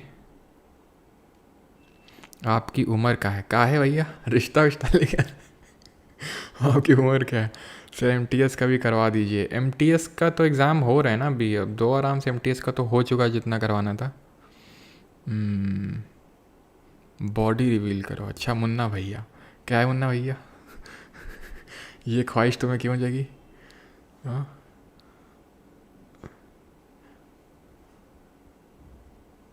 किसी को कोई डाउट आउट तो नहीं है?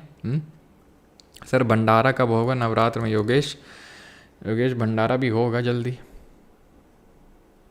सर क्वेश्चन 9 चेक कीजिए ना। अच्छा करते हैं।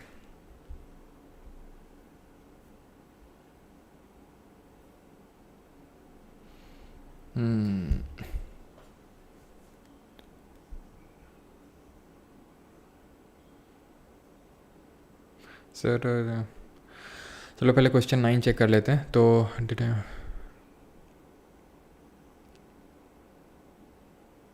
क्या दिक्कत है इसमें? इंक्रीजेज हेवली होगा, यही होगा आपका। ठीक है यही सही आंसर होगा जो यहाँ पे लगा दिया। इंक्रीजेज हेवली, एकदम से इंक्रीज़ हो जाता है बहुत तेज़ी से। जाइए सर बच्ची की सुन लीजिए, यहाँ शादी। अच्छा हाँ अभी सुनते हैं। वो कुछ ना कुछ दिखाने आई थी मेरे को। तुरंत दिखाने आती है, भैया भैया भैया। कुछ खाने को मिलेगा तो जल्दी से मेरे पास लेके आएगी, भैया भैया। काफ़ी ध्यान रखती है। अभी कितने, आई थिंक 2.5 साल की होगी ऐसे ही।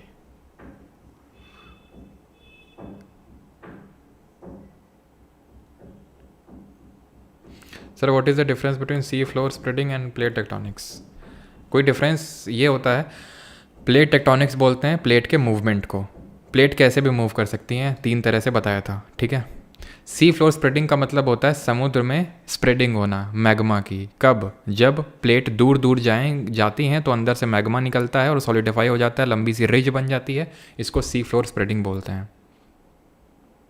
और सी फ्लोर स्प्रेडिंग में क्या होता है कि रॉक की एज जो इक्वी डिस्टेंट होते हैं, जैसे ये है मान लेते हैं ये चीज़ रिज है, तो कोई रॉक यहाँ पे और उतनी दूर यहाँ कोई रॉक है, उनकी एज सेम होगी।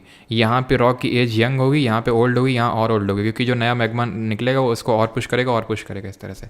और जो ओशन की जो रॉक होती है वो यंगर होती है एज़ कम्पेयर टू कॉन्टिनेंट की जो होती है, जो रॉक होती है। बेटियाँ ऐसी ही होती हैं सर। अच्छा हाँ ये तो सही बात है, बेटियाँ होती हैं, ये तो बात है, मैं मानूंगा इस पर। सर बुक कब तक आएगी आपकी? Within a week Abhishek. Sir मेरी शादी करवा दो, हो नहीं रही है। आर्यन छिब्बर यमुनानगर से हूँ। अच्छा देखिए यमुनानगर से अगर कोई हो तो हमारे आर्यन छिब्बर जी को ढूंढ के कोई रिश्ता विश्ता पहुँचाइए भाई। पढ़ लो बेटा आर्यन, इसीलिए तो अब शादी नहीं हो रही है तुम्हारी हरकतों की वजह से। सर 126 मार्क्स आ रहे हैं, मेंस प्रिपरेशन करूँ? अगर आप उससे हैं, अगर मतलब डाउट में हैं आप तो फिर करिए, विदाउट एनी डाउट करिए। जब तक रिजल्ट नहीं आता तब तो करिए आप। ठीक है कोई नुकसान नहीं है आपका उसमें। What book are you talking about Aaron? The book I am talking about are the hand written notes of the batch which would be helpful for your exam. अगर आपको रिवाइज़ करना है तो वो हैंड रिटन फॉर्म में वो book आएंगी, hand written notes की अलग अलग होंगी। पॉलिटी हिस्ट्री जोग्राफी आप जिसका लेना चाहें वो ले सकते हैं बुक, सबका लेना चाहते हैं तो सबका ले सकते हैं, फिर अलग अलग तो वो ले सकते हैं। ठीक है परमार डिनाउंस कर दीजिए, क्यों नहीं? यमुना पार की लड़की चलेगी क्या? आर्यन और दीपक अपना आपस में बात कर लेंगे भाई। दीपक रिश्ता लेके आए आर्यन के लिए। खैर 5 क्वेश्चन 16 में क्या दिक्कत है? Epsilon naught correct. नॉट, इसमें बोल रहे हैं कि सी ऑप्शन होगा। क्यों सी ऑप्शन होगा भाई? Electoral college does not include elected members of the legislative council. बिल्कुल सही स्टेटमेंट है, बिल्कुल सही स्टेटमेंट है ये। इसमें क्या गलती है? इसमें क्या गलती है? कुछ गलती नहीं है। मिनिस्टर पार्लियामेंट्री कमिटीज़ के मेंबर नहीं हो सकते हैं, याद है? पार्लियामेंट्री कमिटीज़ तो वहाँ के मेंबर नहीं हो सकते। 3 पार्लियामेंट्री स्टैंडिंग फाइनेंशियल कमिटीज़ बताई थी, उसमें से किस में सिर्फ लोकसभा के ही मेंबर होते हैं? ज़रा बताओ, उनमें से कौन सी कमेटी है जिसमें के मेंबर सारे लोकसभा के ही होते हैं? सर आपकी अच्छा, हाँ ये कॉन्वर्जेंट में अर्थक्वेक आता है क्या? प्रियांश नहीं, कॉन्वर्जेंट में वोल्केनो बनता है। क्यों वोल्केनो बनता है बताते हैं। जैसे कि ये है एक प्लेट, ये प्लेट है, ठीक है, एस्थेनोस्फेयर के ऊपर स्लाइड कर रही हैं, एक नीचे धंस जाएगी दूसरे के, इस तरह से हो जाएगी प्लेट।